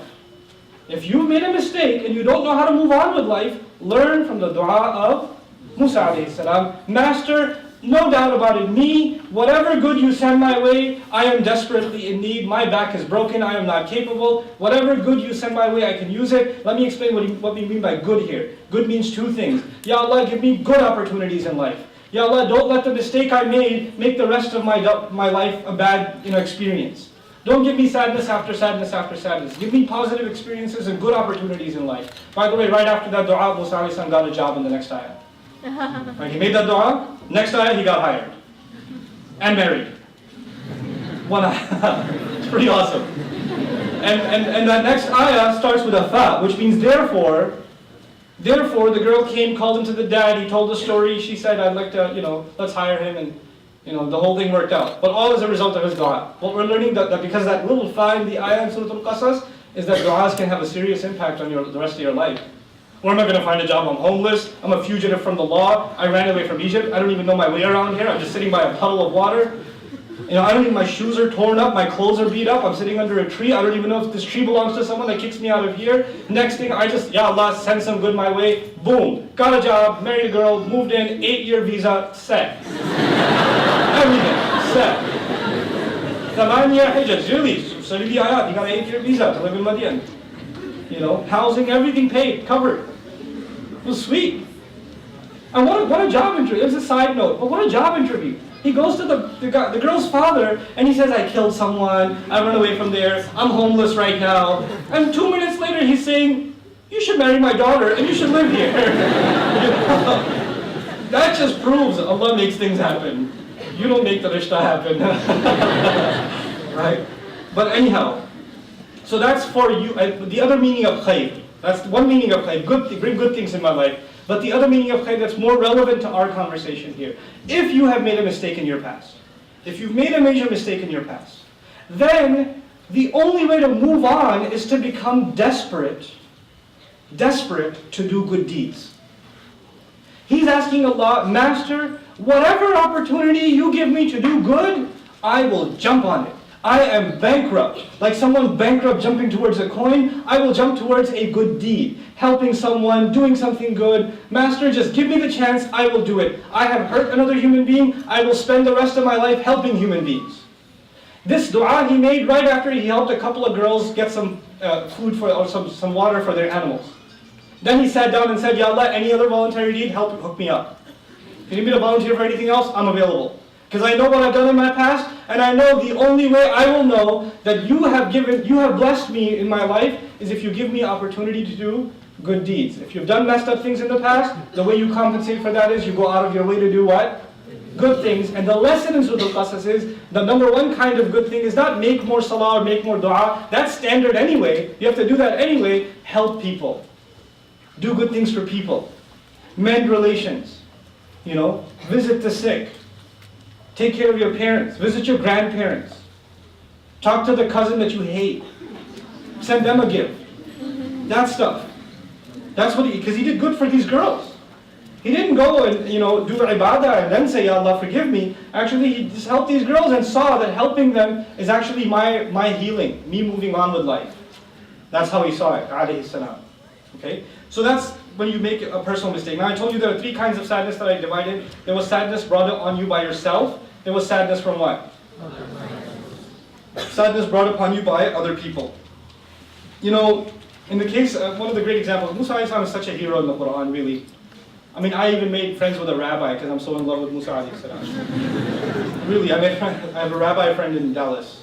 I hang out with him talking about Musa alayhi salam. Because Allah was talking to Jews so much in the Quran, and they obviously had some background information when they were listening. So I want to know that background information. So I say, so what do you believe about Musa alayhi salam? What was going on? And we have some really interesting conversations, the rabbi and I. Some good stuff. We mostly disagree, just so you know. We mostly disagree. One of our first conversations was, so how did Moses get revelation, alayhi salam? He goes, well, he was herding his sheep and he saw a fire on a mountain. I was like, cool. Was he by himself? He goes, yeah. I was like, he was with his family. He said to his family, unless you're considering his sheep, his family, no, he had a family. And by the way, just because I'm talking to the rabbi at a kosher restaurant, I was like, by the way, they were Arab. Because he married Madi, he married Arab. And they admit that. Alhamdulillah, at least they admit that. So, Moses' kids were half Arab. It's cool. But anyhow, coming back to Musa alayhi salam, when others cause you pain, when his nation has caused him so much pain, and the only one really willing to listen to him, or anything he has to say, is his own brother. That's all he's got, really. So he turns to Allah and says, قَالَ رَبِّ إِنِّي لَا أَمْلِكُ إِلَّا نَفْسِي وَأَخِي. I have no control over anybody except my own brother and myself and my brother. That's all I can control. فَافْرُقْ بَيْنَنَا وَبَيْنَ الْقَوْمِ الْفَاسِقِينَ. Ya Allah, just can you divorce us from these other people? I can't deal with them anymore. This is not for family. Don't make dua to Allah, Ya Allah, my mother-in-law. Move her to another state. Ya Allah, if she can just move to Atlanta, it would be so much better for us. No. This is about other people, not family. There's no escape from family. لا مفر من الأهل. Ain't no escape. Prophets they cannot depart from the family until God's commandment comes. Nuh alayhi salam has to stick with his family until Allah tells him leave. Ibrahim alayhi salam continues to pray for his father until Allah tells him stop. When a mother came up to me and said, my son is such a disappointment. One of my kids memorized Quran, did this. The other one drinks and he clubs, and I don't even think he's my son anymore. I don't consider him my son. This desi auntie, no, aaj ke baad mera beta nahi hai wo. That sort of thing. I told her, how do you say it? Well, you know, Ibrahim alayhi salam, he left his father, and Nuh alayhi salam, Allah told him it's not your family. I was like, Allah told you it's not his family, or Nuh alayhi salam? And after how many hundreds of years have you lived that you get to apply the fatwa of Nuh alayhi salam yourself? Watch it, lady. That's still your son. You can call him whatever you want, but he's still your son. You can't break family ties. But you can pray to Allah to separate you from those who are not family that are causing you a lot of grief. It could be your employer causes you a lot of grief. It could be, Ya Allah, get me a job where I don't have to suffer through this. It's fine. If Musa alayhi salam has a right to ask that, you have a right to ask that. That's fine. There are some people you just can't get along with. They're just there to cause you grief. And you pray to Allah to help you get away from those kinds of people. Keep you away from them. And that's perfectly fine. But when it comes to family, it's not about, Ya Allah, get me away from them. Ya Allah, make our relations better. Ya Rabbana hab lana min azwajina wa dhurriyyatina qurrata a'yun waj'alna lil muttaqina imama. Master, make us and grant us from our children and our spouses what cools our eyes. What cools our eyes. And qurra also means in the Arabic language something something that's stationary. So I can't take my eyes off of them. I love them so much I don't want to look away. I love them so much I don't want to hang up. And when you call mom, you say, Mom, I gotta go. And you just can't wait to hang up. Okay, are we done? Okay, can I call you back? Can you call me back? I'm on the other line. I'm really not, but I'm on the other line. That sort of thing, that just means qurrat a'yun is not there yet. You can't wait to see them. That's not the case. That's just not the case, That's the dua we make for family, that those tensions, they go away. Now, the last kind of trauma was what? The last kind of sadness? Caused by? So for most people, when trauma is caused by circumstance, sickness, death of a loved one, things you can't control, right? You know what people do? They have asaf. They have a great deal of sadness that transforms into rage, and usually that rage is then directed towards Allah. In that kind of situation, the people of weak faith, they look at that situation and then they turn their rage towards Allah. And they say, why did Allah let this happen to me? Why is Allah doing this to me? Why I deserve better? How could He do that? How could He call Himself merciful and loving and caring? And He could do this to me. This is a very common phenomenon nowadays. This third type of sadness. That people suffer and then they blame Allah. People have bad experiences and then they blame Allah. The only people who can do that are people who don't know who Allah is. You had a long distance relationship with Allah and you made a lot of assumptions about Him. And I've come to learn that about relationships in general, not just with Allah. When you have a friend that you talk to every day, you're on the same page. When you don't talk to them for 3, 4, 5 months, then you start making assumptions about how they think or what they think of you. It just happens. When you have a distant relationship, you have a lot more misunderstanding. And when even if they call you once in a while, you misinterpret what they say. Why? Because you're not in constant contact. You're not constantly speaking with someone. There's more and more misunderstandings. When we're not in constant communication with Allah, we start developing really, really weird opinions about Allah. Really weak opinions about Allah and what He means to us and how much He cares about us. And then we fulfill what Allah says. أَنَا عِنْدَ ظَنِّ عَبْدِي بِي. Allah in a hadith Qudsi, I am as my slave assumes me to be. If he assumes that I don't care, then I'll fulfill it. If he assumes that I love, I'll fulfill that. If he assumes that I will provide, then I'll provide. You give an attitude to Allah, Allah will reciprocate that attitude. So your life will get worse if you have a bad opinion of Allah. And you brought that on yourself. Because Allah says, I will give you based on your attitude towards me. Your attitude will determine who I am to you. Who is Allah to me depends on me. Because of that promise of the hadith. The word, now finally, the remedies themselves. I've talked about the different kinds of sadness, and this is under my last section, I promise. I'm in that last section. And I want to start this section with one of Allah's most beautiful names, Ar-Rahman. Ar-Rahman comes from the Arabic word Rahma, commonly translated as mercy. I don't agree with that translation, much at all. It's actually problematic on many fronts. One of the fronts it's problematic on is mercy is used when you're spared. Like the soldiers showed him mercy. What does that mean? They didn't kill him. When you're playing a game of tag You ever play the game Mercy even? When does somebody say mercy? Spare me. When the wrestler is holding the guy up in the air, and the guy looks down and he knocks on his head and goes, hey, mercy. What's he asking for? To be spared. And mercy is used in context where something bad is about to happen, and then it stops from happening. Thanks for showing me mercy. Sparing someone. So when we think of Allah as merciful, at least in the English language, right? Merciful, we cannot have that connotation. We cannot think, oh, bad things were going to happen, Allah decided not to punish us. No. Actually, the word rahmah in Arabic comes from rahm. And rahm means the belly of the mother when she's pregnant. The womb of the mother. And the rahm is actually, in a hadith, the rahm is tied to rahmah. That Allah says the way you will understand what rahmah is that you will reflect upon what the womb of the mother is. That will give you some idea what rahmah is. And then you might begin to understand who ar-Rahman is. Who Bismillah ar-Rahman ar-Rahim, that ar-Rahman that we call on, who that is. The rahm of the mother, the womb of the mother, all of us were in it at one point in our existence. Did we have to worry about food, shelter, clothing? Were all of our needs taken care of? If there was a problem, who dealt with the problem? The mother did. This womb was our world, and we were wrapped in care and in love. And we offered nothing but grief to the one holding us. The mother is caused pain by this child. She almost dies giving birth to this child. There is no other scenario in human existence where someone who almost kills you gets all of your love. You should be at least mad at the baby. It just almost killed me. You know how much I bled for you? At least be mad at the kid, but the mother sees him and does what? Oh, my baby. It was worth it. This baby, even when he's inside, the mother is stretching, he's pulling at her ribs, he's kicking, and all kinds of, he's making her throw up. Everything tastes like paper. She can't go to the bathroom easily, she can't sleep. This side, the back hurt, that side, the ribs hurt, he's constantly in pain.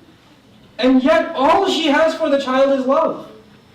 Actually, one of the core meanings of rahmah is someone who wraps you in his care motivated by what emotion, by what sentiment?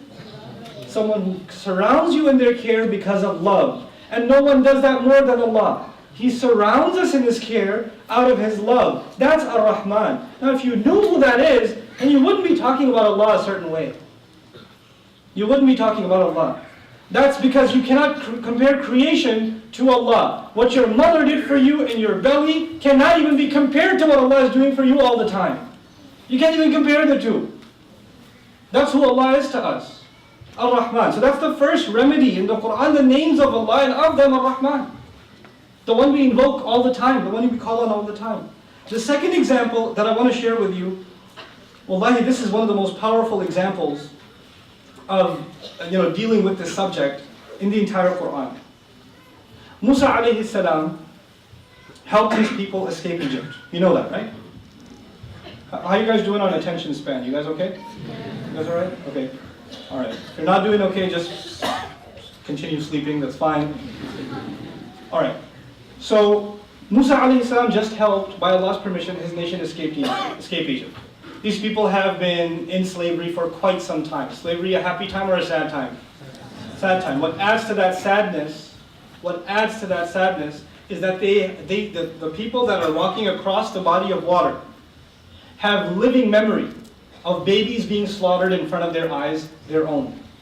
Their own children not just dying, being murdered. Is that a memory that just disappears? No. Even though they have escaped the clutches of Fir'aun, these people have lived a life of indescribable sadness. It's not just the loss of a child, it's the loss of thousands of children in front of the eyes of the parents, at the hands of merciless soldiers. This was a policy of Egypt. So you have a bunch of grieving parents that are escaping Egypt. A bunch of grieving parents. And Musa alayhi salam has helped them escape. Now they're on the other side. Has the sadness disappeared? No. Now Musa alayhi salam is going to give them a khutbah.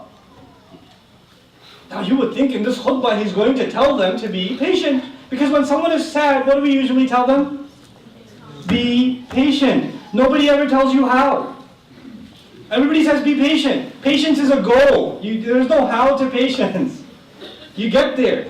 You can't just say, oh, be patient, okay. Patient, got it. You can't do that. Still not coming, still not coming. You have to do certain other things that get you to patience. Patience is not something you can just do. It's an acquired power. It's an acquired, power. It's not something that's innate inside of us. It has to be nurtured, built. So the question in this khutbah, what I feel, is that Allah Azza wa Jalla gave us the key to nurture patience. As a matter of fact, they're out in the middle of the desert, they don't have food supplies, and there's the sadness and trauma of that terrible history that they've lived. And yet Allah Azza wa Jalla, through the mouth of Musa alayhi salam, has them listen to this khutbah. وَقَالَ رَبُّكُمْ لَإِن شَكَرْتُمْ لَأَزِيدَنَّكُمْ. Your master said if you could just be grateful even a little bit, he would absolutely guarantee, he says, I will absolutely, I guarantee I will increase for you. I will give you more and more and more and more and more. What did he bring up? What things should you do? Be patient? No, be what? Be grateful. How are you telling a people that have lived nothing but misery? They've lived nothing but misery. And you're getting up on the minbar and you're telling them you need to be what? Grateful. You need to be grateful. This is the key remedy to sadness. The change of thought. Instead of thinking about patience, because patience means you're thinking about the trouble you had and now you're being patient over it. The messenger, Musa alayhi salam, changed the mindset of the entire people. He's saying, hey, don't think about the sad things that have happened in your life. You need to focus on the good things that have happened in your life. And when you focus on the good things that have happened in your life, who will you give credit to? Allah Azza wa Jal, and that will make you grateful. And when you become grateful, what becomes easy? Patience becomes easy. When gratitude is not there, patience is impossible. Why do our ulama call sabr and shukr two wings of a bird? Bird can't fly with one wing. Why do they call it that? There's a reason. Because without gratitude, these people can't move on with their life. And what a beautiful thing. Allah Azza wa Jalla said in that ayah, if you were just to be grateful, I promise, I swear to it. Alif, ana is used, azidannakum. And the strongest form of the verb is used. And Allah normally does not use I in the Quran. That's even more rare than nahnu. It's the rarest form. But he says to them, if you could even show me 1 ounce of gratitude, al-madi, la in shakartum, even if you did that, then I guarantee over and over again, I will increase you. Now the question arises, when you say to somebody, hey, I want to increase you, does that make any sense to you? What do you mean? You want to increase me in terms of weight, knowledge, wisdom, patience, crime?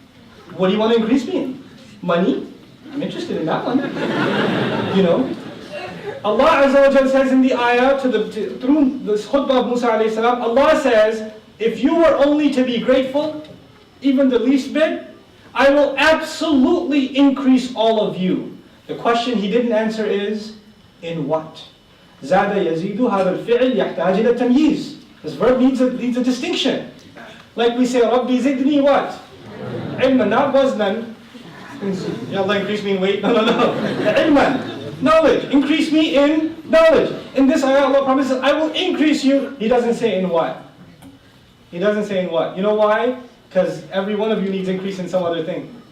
And he said, whatever you need, I will increase. I will not limit my increase to you. Some of you, I will increase you in children.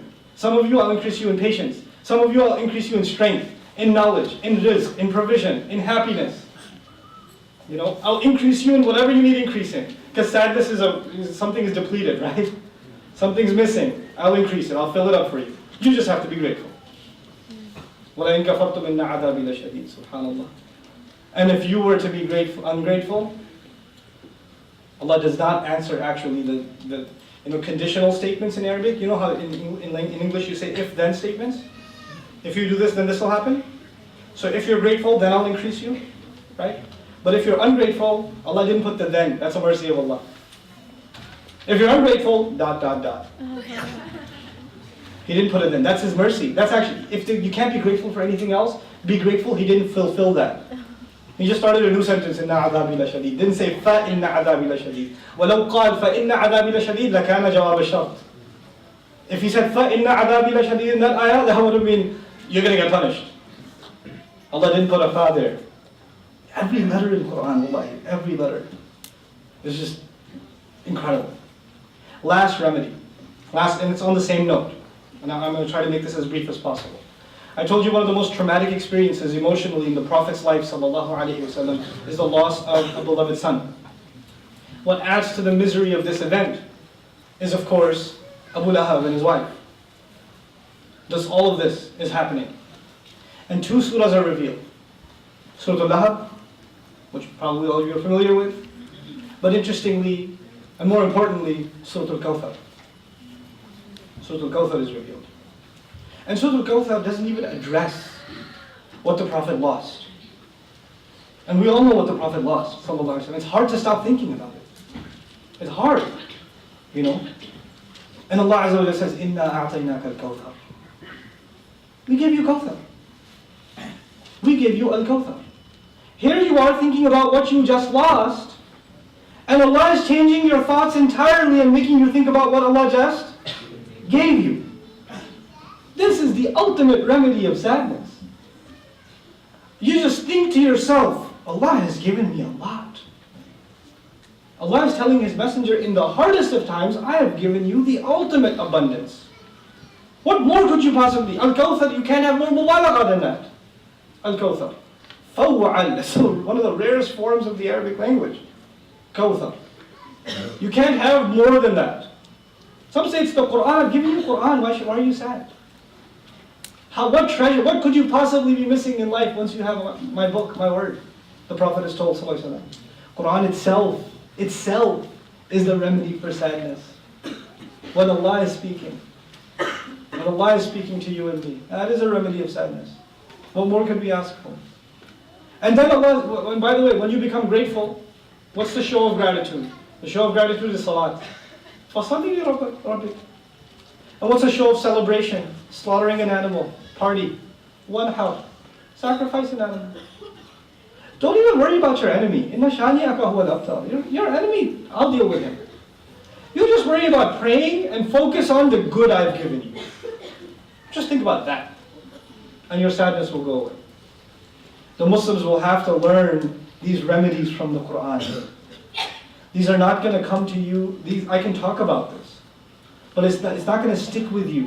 What will stick with you is your relationship with the Quran. And when Allah removes your sadness from the Quran, when you personally become you have an emotional attachment to this word, to the word of Allah. When that happens for you, you will not be overwhelmed by sadness. Sadness will come and Allah will take it away. Then it will come and Allah will take it away again. And it will come and Allah will take it away again. It's not like when Allah said to the Prophet ﷺ, "Inna a'tainaka al-Kawthar," He never experienced sadness again. He did, but Allah kept taking it away, and taking it away, and taking it away. So the Quran itself is a remedy. And if you have a distant relationship with the Quran, I don't know, then maybe some pills. Try what the people who don't believe in Allah, the people of ya'is, the people of hopelessness, people that don't have any hope. Those people can resort to any measure they want to get rid of their sadness. You know what people do to get rid of their sadness nowadays? They play video games. That's what they do. They shoot drugs. They smoke weed. They take hallucinogens. They drink. They go to clubs. So they can listen to brain-numbing music all night. So they don't have to actually think about how miserable their life is. Even if they're going to throw up the entire next day, it doesn't matter. Because at least now they don't have to deal with their sadness. Their sadness is eating away at them. It's eating away at them. And Allah Azza wa Jal gave us a solution for all the forms of sadness in His book. If we just asked Allah for it, if we just did, we'd be a happy people. I tell you, the world could use the optimism the Quran has to offer.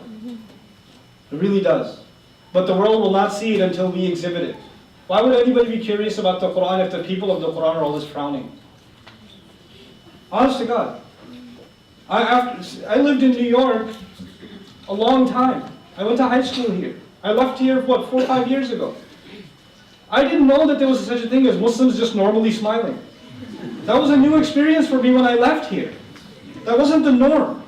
Guys, what is with it? Everybody else in the city is miserable and they have plenty of reasons to be. The smog, the pushing around in the subway, everybody else trying to cut you off, people, the parking meter and whatever. You got all the reasons to be upset. It's cool. But you're Muslims. You're supposed to exhibit a happiness, a joy in your lives just because you're Muslim. And people should be like, why are you happy? Well, la ilaha illallah. Takes care of all my problems. It just takes care of my problems. That's what you're supposed to exhibit. May Allah Azza wa Jal make us, and I don't want to sound upset when I tell you shouldn't be upset, because that kind of beats the purpose. But be happy. There's so many reasons to be happy. We have so many reasons to be grateful to Allah. We live in a fantastic time. We are living, I believe, and I'm done in 1 minute exactly, inshallah. We are on the verge of a major Islamic renaissance in the world, and we have the opportunity to be in the driver's seat. Muslim youth in North America have the opportunity to be in the driver's seat of a worldwide Islamic renaissance, a cultural one, an intellectual one, a moral one. We are at the low, you can't go lower, basically. So the only way to look up now is what? The only place to look is high, is to look up. There's a lot of potential here. I told you guys, I travel all over the country. You know what you guys have unique in New York? What you have that nobody else has? Power in numbers. There's more Muslim youth here that for some reason are religious or religiously motivated. It is unprecedented anywhere else in the country.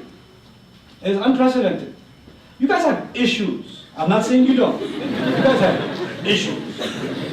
I left for a reason. But you also have remarkable potential. My goodness, the potential here is unparalleled. I used to think America is, I don't know, maybe like the Muslims in Europe, like maybe London. I've been to London a couple of times. Nuh-uh, you guys have a major advantage. Major advantage.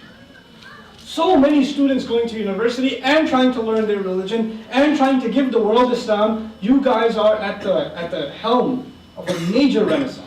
You are. You just have to think big. You have to think big, and you have to be optimistic. You have to be grateful Allah put you in this position. What are you going to do with it?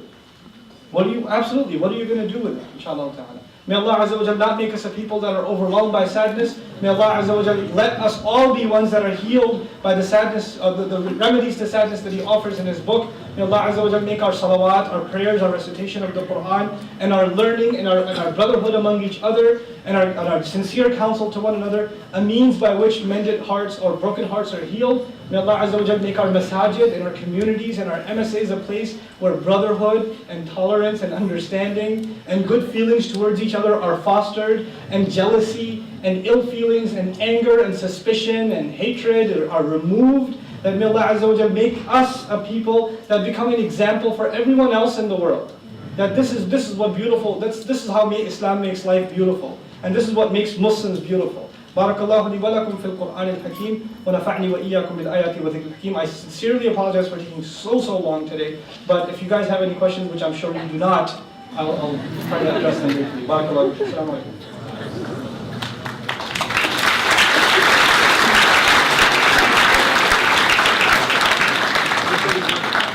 Jazakallah khair, Brother Nouman.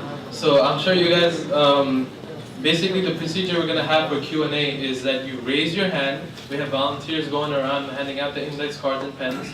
So you raise your hand, they're going to give you an index card, they're going to give you a pen, you give the index card back to them, and they'll bring it up here to us. So with that being said, while you guys are writing your questions and while you guys are getting the cards and stuff, I have a few announcements to make. And I really appreciate some people actually this time came up to us beforehand to ask us about if we can give these announcements. Usually we're just told last minute, oh, can you do this announcement, can you do this announcement? It was way more organized this time. So Turning Point for Women and Families is having their 5th annual leadership program next month. So, and please listen to this very carefully because I think this is very important for Muslim sisters especially. Their program is called Mecca to Manhattan, Muslim Women Moving Mountains. It's an 8-week workshop series for Muslim girls ages 13 to 20. They'll feature different Muslim professional women every week, and this is a unique opportunity for Muslim girls to relive the legacy of Muslim women as leaders of their society. The space is extremely limited. and the deadline to apply is actually tonight. So you can contact Sister Maha Akhtar. So if she could like raise her hand or something, right there in the corner, Sister Maha Akhtar is right there. So she's organizing this, she's taking charge of this. So if you guys want to apply for this, if you are interested, go to her and speak to her, inshallah.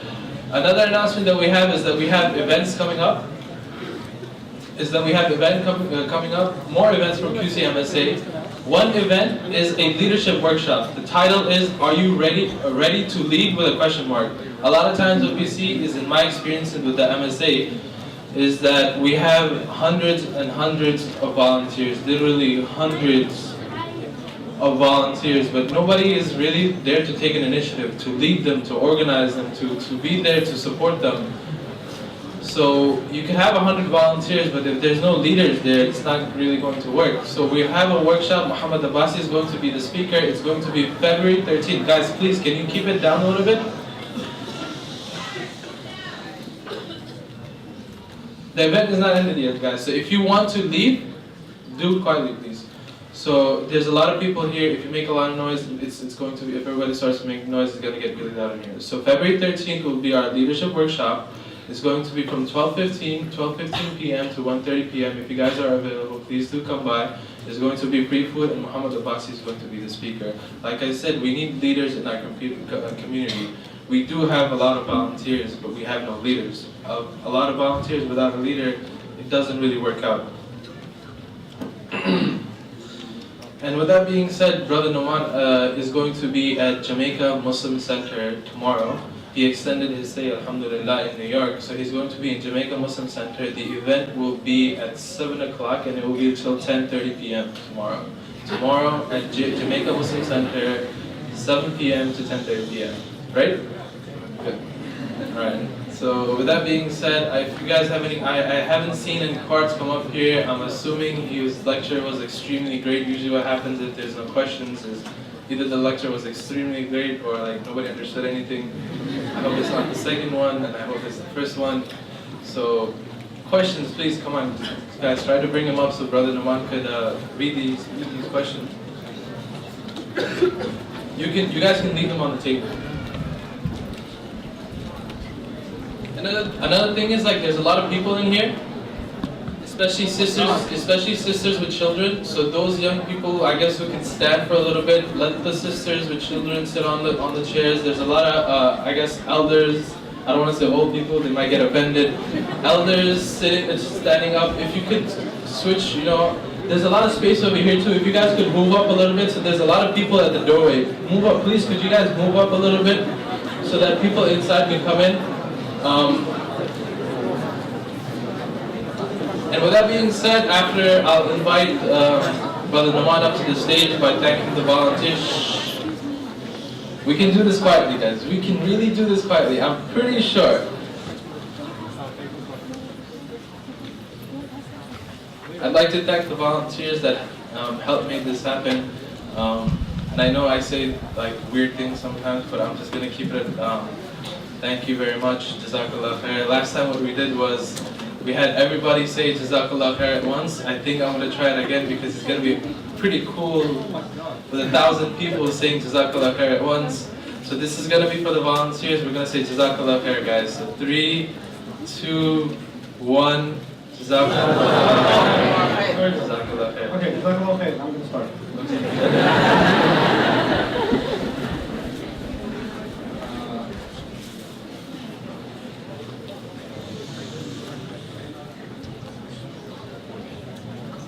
Okay, I agree that we have many motivated students with lots of potential, but as you may be aware, New York Police Department spying on Muslim students has placed much fear and suspicion in our hearts to further our aspiration. How do you suggest we deal with these situations? You don't deal with them, just don't do anything shady and you'll be fine. In your opinion, what is the best way to convince someone that there is a God? You don't convince anyone there's a God, that's already there. What you can't, when you start going into the scientific or the logical or this or that, then it just becomes an endless debate. What you can do, debates are bad always. They're always a bad idea. There's rarely an occasion where debates are a good idea. And that's not to be, never confuse debating with da'wah. because that's not da'wah. Da'wah by definition means invitation. You don't invite someone to your house to debate with them. So there's two different things. However, there are some good books that I recommend for people that are having agnosticism, atheism, that type of tendency. There's a book, I think it's available on Amazon now.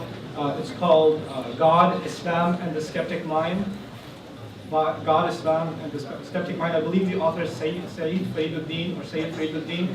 I think it's a brilliant work. He's a professor of anthropology, a Muslim professor of anthropology that traveled all over the Muslim world and did interviews with Muslim youth who were having agnostic types of issues and ethical issues with Islam.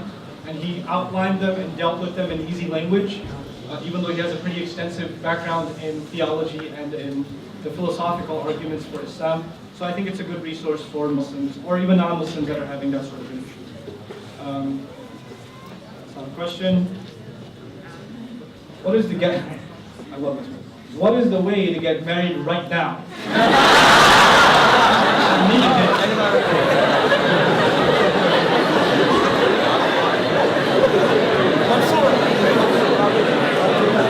Silence. In this case, brother, silence is not acceptance. I don't know what to tell you. I don't know, make lots of dua, yeah. I can't even, don't like try to go with torn clothes, sit under a tree and like make dua, and somebody will show up and offer you a job and daughter. That's not gonna happen. But yeah, it was a great question though. I'm gonna frame that one.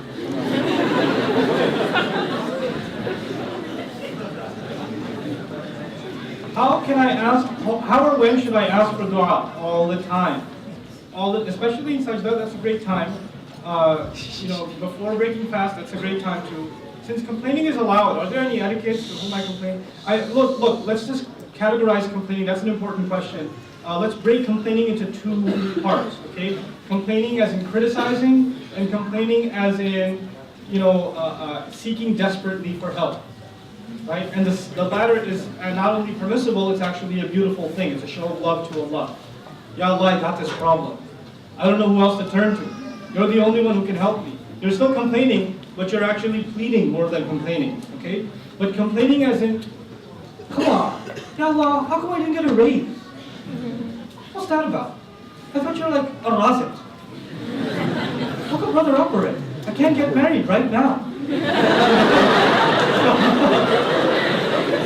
That is not allowed. That's not healthy. That's actually complaining. The bad type of complaining is actually the opposite of being grateful. And being grateful is at the core of our religion. Like if we are to be defined with certain qualities, one of the first qualities we have is we are a grateful people. That's what we are. So we're in a consumer society where the cool thing to do is critique things, right? So we are constantly in a mode of complaining. You're rating things, which means you're complaining about them. So you're rating movies, or you're rating the new phone that came out, or you're complaining about the operating system, or you're complaining about this car, or you're complaining about the government, or you're complaining about your friends, or what they said. Just constant complaints. Or you're complaining with your comments under a YouTube video, or whatever. You're complaining, and that state, it keeps you from being a grateful person. So that's not a healthy road to go down. And unfortunately, that's very common among us. What's the stance of Islam when it comes to music? Is it permissible to sing music without portraying anything un-Islamic? Thank you for telling us your name. I will not mention your name. I will not answer that question because I'm not qualified. I can't answer 50 questions. You have to ask a faqih. What book did you study? Oh, Nahu book. All right. God. But anyway, what Nahu book did you study? Several. I studied Nahu sort of an untraditional way with my teacher, and then I studied Nahu al-Wadih. I'm also very impressed with the Nahu works of Dr. Fadl Sadiq al-Samarra'i, his PhD thesis, Al-Balagha 'inda al-Zamakhshari, Al-Jumlat al-Arabiyya, Binayat al-Kalima, Binayat al-Laf. He's got several theses, and all of them are very powerful, very beneficial works. There's actually Ustad Abdul Ghani from the Muslim Center, the Imam of Muslim Center, gave me a gift a long time ago, which helped solidify my foundation in Arabic. It's called Al-Mu'in fil Qawa'id wal I'rab. I think it's published out of Lebanon. good, excellent book. In Canada, there's a bookstore. I don't know. I keep getting these gifts, so I don't really know where I can tell you to buy them. But there's a dictionary of the Quran, Arabic to Arabic, called Al-Qutuf. And Al-Qutuf, at the end, the last section of Al-Qutuf is actually the grammatical implications of certain words and structures. It's a really comprehensive index. But my favorite book on Arabic grammar of all time, by far, is actually in Urdu. It's called Qawaid-e-Zaban al-Quran. It's in 2 volumes, about 2,000 pages altogether. It's the ultimate encyclopedia of Arabic grammar, and it is just a work of beauty. And it was done by an uncle in Canada who moved to Islamabad. May Allah protect him. Why did Maryam wish that she never existed when she was sad? She was more, distressed when she was sad, and those were words of desperation. And when people are desperate, they say things, and these words are captured in the Quran to just illustrate how human people are. When people are in that kind of situation, they say, I wish I never existed. This is actually similar to even, and this is, by the way, it's tied more to her humiliation when she goes back and what people are going to say. And similarly, the humiliation that Abu Bakr Siddiq radiallahu anhu was afraid of when he would stand in front of Allah made him wish he was a blade of grass. Which is the same as saying he wishes he didn't exist. But that did not mean she had suicidal thoughts. This was her way of saying, I wish I didn't have to face people. I wish I didn't have to face this circumstance. It's so overwhelming for me.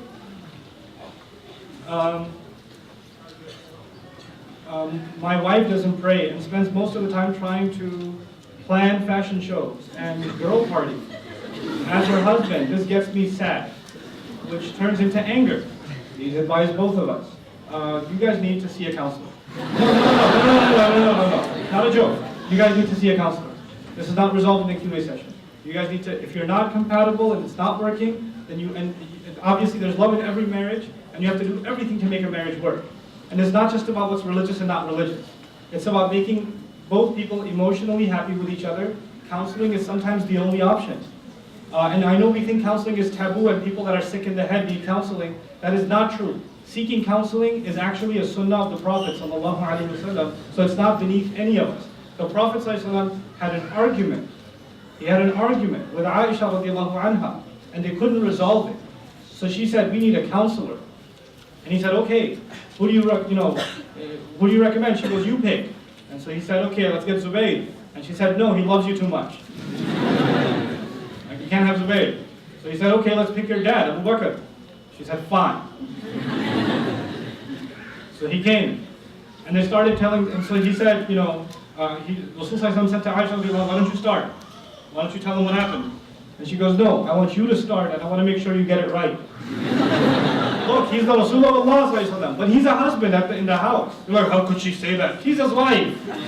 This is a very family situation. These are human beings. So she says that. And Abu Bakr as-Siddiq is not, he cannot take the Abu Bakr hat off. Right? He's not a father-in-law ever anymore. He's basically only the right hand of the Messenger.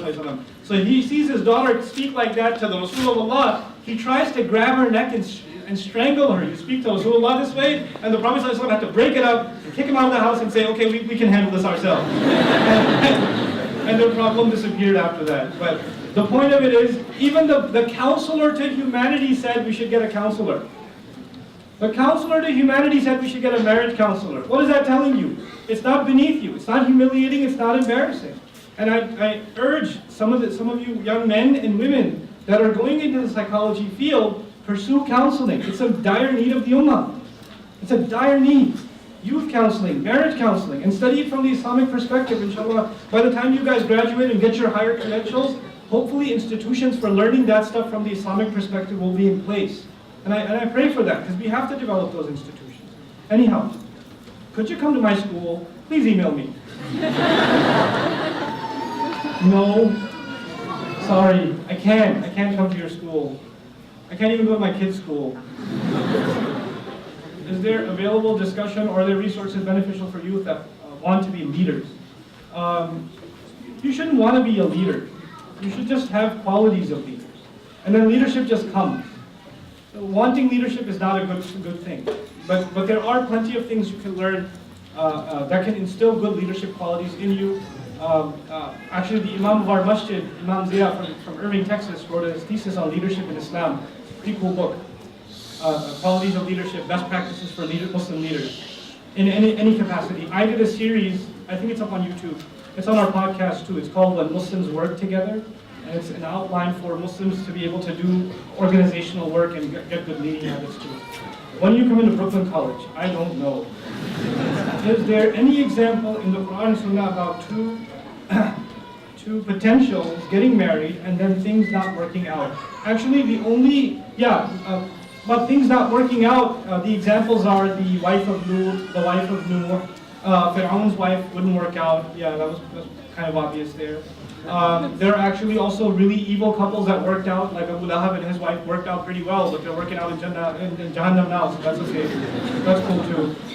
There's actually marriage, the marriage of Zayd radiallahu anhu, which is described in Surah Al-Ahzab, Surah number 33, the only companion mentioned by name, who married a good woman, a good sahabiya, but he came from a different class of society and she was from a different class of society, and they had different cultural background and different lifestyle that even happened in the Sahaba's times. So it didn't work out at the end, and he kept begging the Prophet ﷺ to let him divorce his wife, but the Prophet kept turning him down because it was the Prophet ﷺ's recommendation that they should get married, which is another awesome lesson. Just because a sheikh recommended somebody doesn't mean it's going to work out. You can't blame the sheikh later. The Prophet recommended this marriage, but it didn't work out in the end. She just couldn't reconcile the two different lifestyles, even though they're both Sahabis and they're both great. Just because you're good Muslims doesn't mean you're compatible either. That's the other cool thing here, right? He has a lot of taqwa, doesn't mean he's going to work out for you. You can still hate his guts, or not like him, or whatever. It can still happen. So spirituality and compatibility are two different things, right? So there's the example of that also in the Quran. The only marriage proposal process in the Quran, the only one, is how Musa got married. It's a great story. One of my favorites to tell in the whole Quran. Inshallah, I'll come back soon and tell you guys. It's really remarkable. Just the details in there on how the marriage takes place, the marriage process, which so many of you have trouble with. The Quran has pretty amazing insight into that subject through the story of Musa alayhi salam and how he got married. What type of sadness was exhibited when the Prophet ﷺ almost divorced his wife? That's the sadness when you suffer sadness from others, at the behest of others. It's disappointment also. And this is a part of huzn, that you can have that. Is there a specific reason why Allah subhanahu wa ta'ala chose to reveal the Quran in Arabic to the Arabs? Yes, there is, but this is not the lecture for that conversation.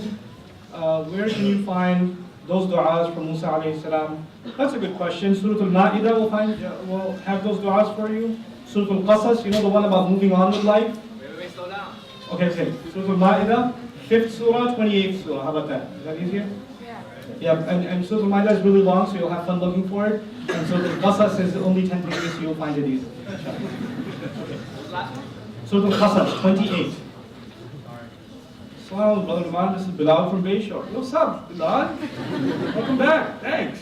You define Rahmah beautifully. How can we translate it in words other than mercy? I don't know. That's why I had to explain it for 20 minutes, bro. When we say love, yeah, it includes love.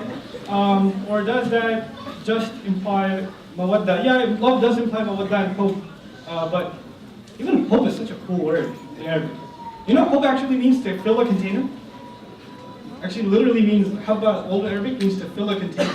Also means a seed, because a seed grows into something. Love is defined as something that grows, as something that fills you. Beautiful.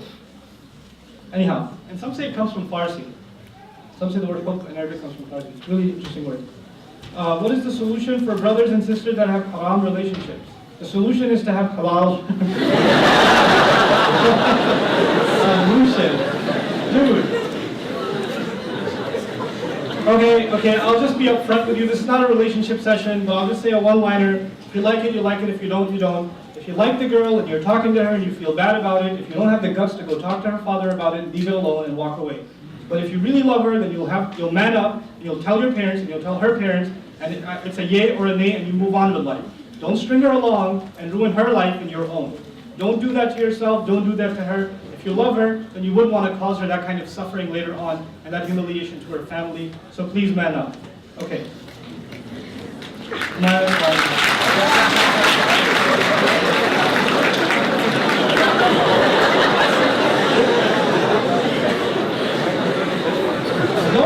him right now.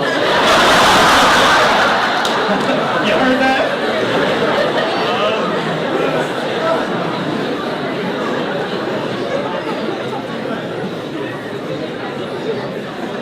Okay, so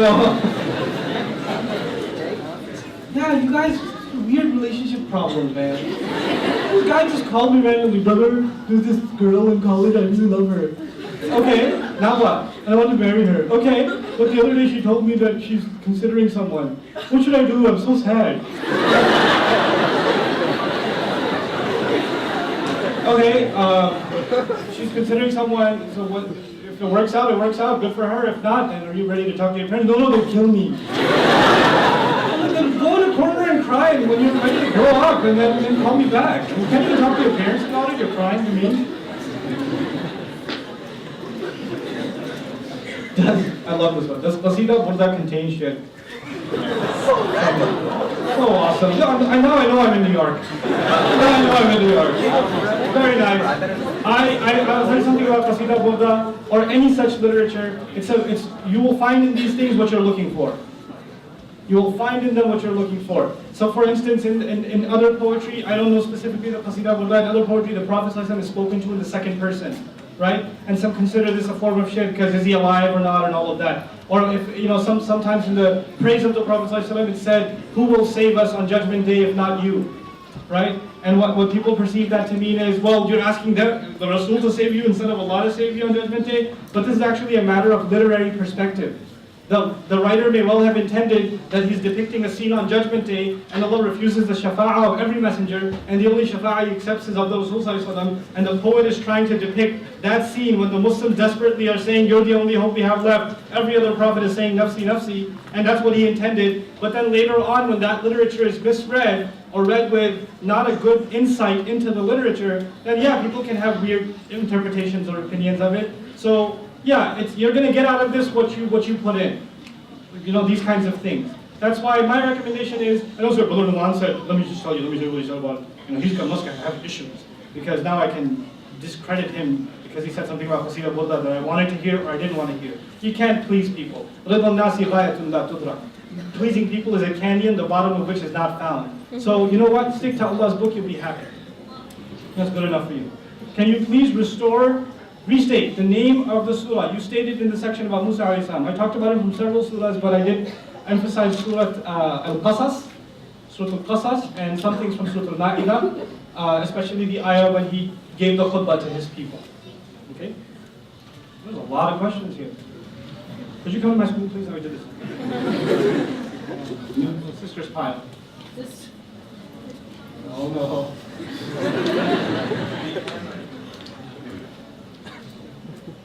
When family members are acting in an extremely negative manner, even dangerous towards one, how can that act after years of patience and pain? How can one act, I guess? Look, abuse is abuse. And Islam does not tell you to be patient against abuse. If you're being abused, then you have to take action and do something about it. It doesn't matter if it's from your parents, or from your husband, or from your wife. You have to take action, you have to protect yourself. It's a matter of sometimes protecting children. You have to do whatever it takes to protect the children. Safety comes first. And if there are situations of danger, then don't say there's a religious verdict or you're not a good Muslim if you spoke up about it or you tried to do something about it. There's no such thing. That's entirely bogus. It's entirely bogus. There's no such thing. It's dumb that you might think that some wife is being beat by her husband and she goes to the imam and the imam says, well, it's just ibadah for you. You should just have sabr. No, that is not this religion. I don't know what religion that is, but it's not Islam. It's not Islam. We have no tolerance in our religion for abuse. There is none. The words of the Prophet ﷺ against abusers are very harsh. The Prophet ﷺ wouldn't even tolerate abuse against an animal. Rasulullah cursed the one who, he saw the smack mark on a donkey, and he said, may Allah curse the one who did this. He couldn't stand an animal being slapped on the face. An animal being slapped on the face. It's not something that we take lightly. And that's physical abuse. It's not a joking matter. Seek help. And even if it's a non-Muslim, are you going to go to the kuffar for help? Yes, go to the kuffar for help. The Muslims aren't helping you. And if they're professionals that are helping you, then seek the help. Seek the hotlines. If you can find a Muslim counselor, well and good. But protect yourself, protect your children, and do not allow abuse in the family, and don't let it go quiet. Don't let it go quiet. It is not something we can tolerate at all. This is the kind of thing that destroys a society from within when it's not addressed. It's a car. Why did Musa alayhi salam kill, and why? That's a story to be told. That's a long one. But it's a really fantastic story. I can't tell you now. It'll take me out. Would you say there's a need for Islamic counselors? No. You should have said, did you say there's a need for Islamic counselors? Because I did. How would one go about this? By studying counseling. I believe Western sciences, psychology and counseling have a lot to offer in this area. And Islamic counseling is now only coming to light. There are very few institutions, like there's a no relation to Bayyana, but Bayan Institute that's out in California that's offering a 2 years Islamic counseling program. It's sort of like a master's degree. So that's a good opportunity. I believe Hartford Seminary had some counseling also, which is, I don't know if Professor Ingrid Matson is there any longer or not, but they had a lot of counseling courses for Muslims, especially addressed towards imams and things like that. So there are opportunities like that available to you, inshallah. If a spouse is abusive, do we make dua to stay with them, or dua to leave them? This is not a matter of dua, it's a matter of action, sister. And I don't know how you define abusive. But if your husband's abusive, you have no reason to be with him. And I'm not telling you to go get divorced, because I don't know what you mean by abuse. He's like, he came home and said, well, how come you didn't make chicken today? It's such abuse. I can't take this anymore. Brother Nouman said, don't bring me into your situation. Seek a counselor, first of all. Seek a counselor, because this one line you said to me does not represent your situation. Your situation's a lot more complicated than this. And it's making, you know why these questions are important? Not so I can just, dodge them. But it makes you realize how many of us need this stuff, man. How many counselors are needed? There's a serious need of the ummah. You want to serve the ummah, become a counselor. This is really important. And by the way, don't become a counselor if you don't have a tough heart. If you're like the sensitive type, don't become a counselor. Because you'll be crying more than the guy does. You're not helping, bro. Like, I got this. And you're, I don't know how you do it. Sorry.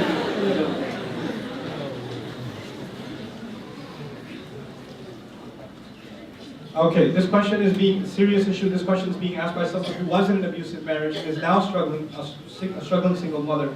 I know that Allah has blessed me in so many ways, but I can't help but feeling so sad that I thought I did everything right before marriage and I still ended up like this. How can I battle these thoughts? I haven't prayed in so long. You need to start praying, and you need to start thinking that Allah Azza wa Jal put you in such a tough marriage, and you survived it. And there are so many people who would not have survived that. And Allah does not put anybody in a test that they can't handle. That marriage that you passed and that huge mountain that you crossed and scaled is a testimony to your strength. You shouldn't be sad about that. You should be grateful to Allah that He made you stronger. And you can deal with any problem in life now because you've passed through the hard part already. You should be optimistic. The clouds are gone, the sun is shining now. This is what you should be grateful about. And you did everything right. That's not, so why didn't things work out around you? Look, that is not how the world works. You can do everything right and nothing will go your way. There's no formula in Islam or by Allah's design that you do your part and everybody else will do their part. That would be an ideal world. We don't live in an ideal world. The messengers did their part, but they weren't depressed after 10 years or 900 years of preaching and saying nobody's listening. No, they kept on going because Allah said, you just do your part. Don't worry about anybody else. Don't worry about anybody else. The Prophet ﷺ would give his khutbahs, his talks. Nobody's going to give a better lecture than the Prophet. Nobody listened. Can you imagine? Nobody listened. And Allah gives him a lecture then. Allah gives his messenger a lecture. Just you just remind. You're just there to remind. Don't worry about what people do or not. You just do your part. You're not in control over them. I'm not going to ask you about what they did. I'll ask you about what you did. Allah will ask you about how you handled the situation. And wallahi, if Allah has given you that strength and you've recuperated from it, stop blaming Allah for what happened. Turn to Allah and be grateful that you are out of it, that your children are now in a better situation than they would have been otherwise. And may Allah Azza wa Jalla take that suffering that you had and make it a means of forgiveness for all the sins that you've had in your life, and make that a means of barakah in the lives of your children. You know? But really, use that as an experience to get closer to Allah Azza wa Jalla. And it doesn't matter if you've prayed so long, tonight you'll pray. Is a marriage done without a girl's consent valid? Fifth question, but it should have the girl's consent. I don't know where that came from. ماذا تفعل مع الحزن على هذه الأمة؟ ما هو الجد؟ Seriously?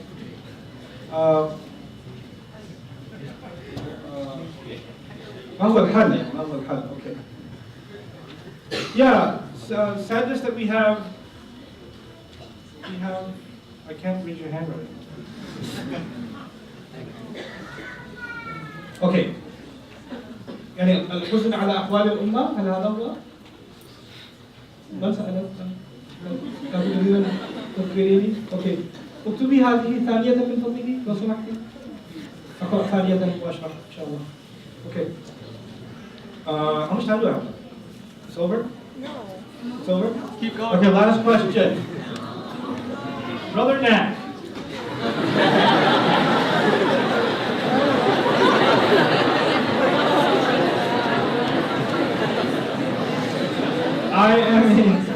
I am a student attending high school. I'm very, very interested in the Bayna dream.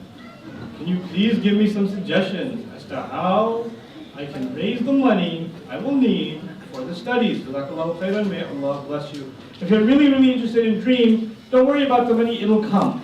What you need to worry about is memorization of Quran. Don't even think about the dream program if you haven't memorized Surah Al-Kahf at least. And you're reading like a pro. I'm not saying tajweed, but you don't stop on any letter. Your reading is flawless. And after next year, because you're still in high school, after next year I'm not going to lower, but raise the requirements for joining the dream program. So you will have to have at least 100 hours of Arabic study off of one of our resources online completed before you come. So when you come, I turn you into a monster. So I don't want to take like mediocre students. I want to take top-notch students and beat them into shape. That's what I want to do. This right here is Brother Nat. Back on campus is Ustad Nouman. Ustad Nouman is a tyrannical ruler. There are students that cry in my class, and it's not because it's a spiritual experience. It's not because I beat this stuff into people. There are people that drop out of the program because they can't take the intensity. There are people that cry and come and meet with me and cry, it's too much, I can't take it. And I said, you will take it, and you will go on, toughen up, and get out of here. Do that to them. Because that's what I want. I want tough students that have serious work ethic, and inshallah ta'ala, if you have good intentions, there will be plenty of people ready to sponsor you and come. Virtually a good number of the students I've had come from New York City, somebody sponsored them. If you don't find a sponsor, I can't promise you, but I can help find sponsors in the New York area for you. A couple of people actually even already approached me and said they're interested in sponsoring students, but I said I will only, validate that request if it comes after a lot of, the applicant passes through a lot of filters. The DREAM program is not going to be fun. I'm not here to advertise it for you.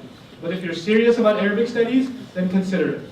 It's not going to be fun. It's not like you're going to be going abroad. Because when you go abroad, you can go into an institute, you're not doing well, drop out, get a private tutor, that's not working out, go somewhere else, try another institute, and have qahwa and baklava most of the time, and chill and come back and say, ta'allamtu al-lugha al-arabiyya. I'm not ta'allamtu shay'an. Okay? That's not going to happen at the DREAM program. I kick people out of the program when they don't do their homework. I kick people out. There's a drill sergeant approach. So if you're very, very serious about Arabic studies, you're more than welcome, and I would be proud of you. But if you're not, then don't dream about the DREAM program. Don't do it. Don't do it to yourself. I'm telling you. I'm telling you. But I will tell you this. It's depressing, but I will encourage you with one thing. The students that come out, especially now that I've made it tougher and that graduate by my expectations. Wallahi, when they sit there and they read a tafsir book, or they read an Arab book, and they're just reading to me, I cry inside, like, oh, I'm so happy. Ya Allah, put barakah. I make dua for these students when they're reading. Because I knew this kid 4 months ago, and he didn't know a word, and now he's reading an Arabic tafsir, and he's explaining it to me in Arabic. And I'm just sitting there listening, going, Wow. This is testimony on Judgment Day right here. This guy, you know. But then I that's all inside. Then outside I yell at him. That's how I do it. Okay, so that was the last question. Time is up. I really enjoyed coming here. Alhamdulillah. Thank you, Queens MSA, for putting this together. I'm going to save all of these questions, and I'm going to try to read through all of them, inshallah. And they will actually probably help inform my future talks and khutbahs. Because I like to give khutbahs relevant to what people's concerns are. So I'll look at these carefully, inshallah. Even if I didn't get to answer your question, maybe it'll show up on YouTube. Guys, please stay in your seats actually. We need to be careful on how we let people out. Please, just sit down for 2 seconds. People, Sit. guys. I know you're Muslim. It's okay. The people in the back, they need to exit first, so the sisters from the back can exit. And the people over here, they need to make room. If they want to exit, please exit. If they don't want to exit, please make room for people to exit. With that being said, brother. Okay.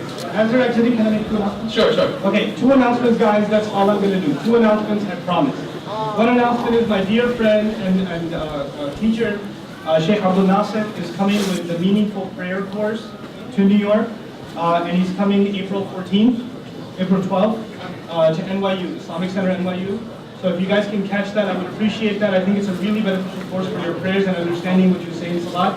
And the second important announcement that I'd really like you to try to check out is Bayyina.tv. Bayyina.tv. Okay, it's a website where I put a translation of the entire Quran in video. I'll also put the Arabic classes I teach my daughter. I teach her 15 minutes of Arabic a day. I'm putting those up on Bayyina.tv. So check those URLs out, inshallah ta'ala, if they intrigue you. There's some sample videos on there too. I'd appreciate that. Once again, Bayyina.tv. Thank you so much. Before we end the event, I'd like to present Brother Nouman with a few gifts we got for him.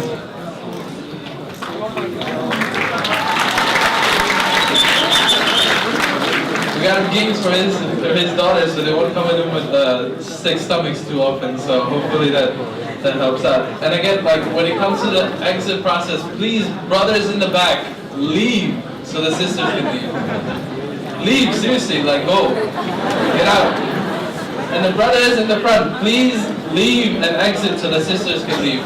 Sisters, I'm sure, have to leave. It's more important for them to leave right now.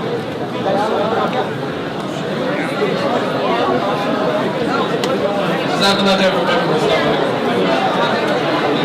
Assalamu alaikum.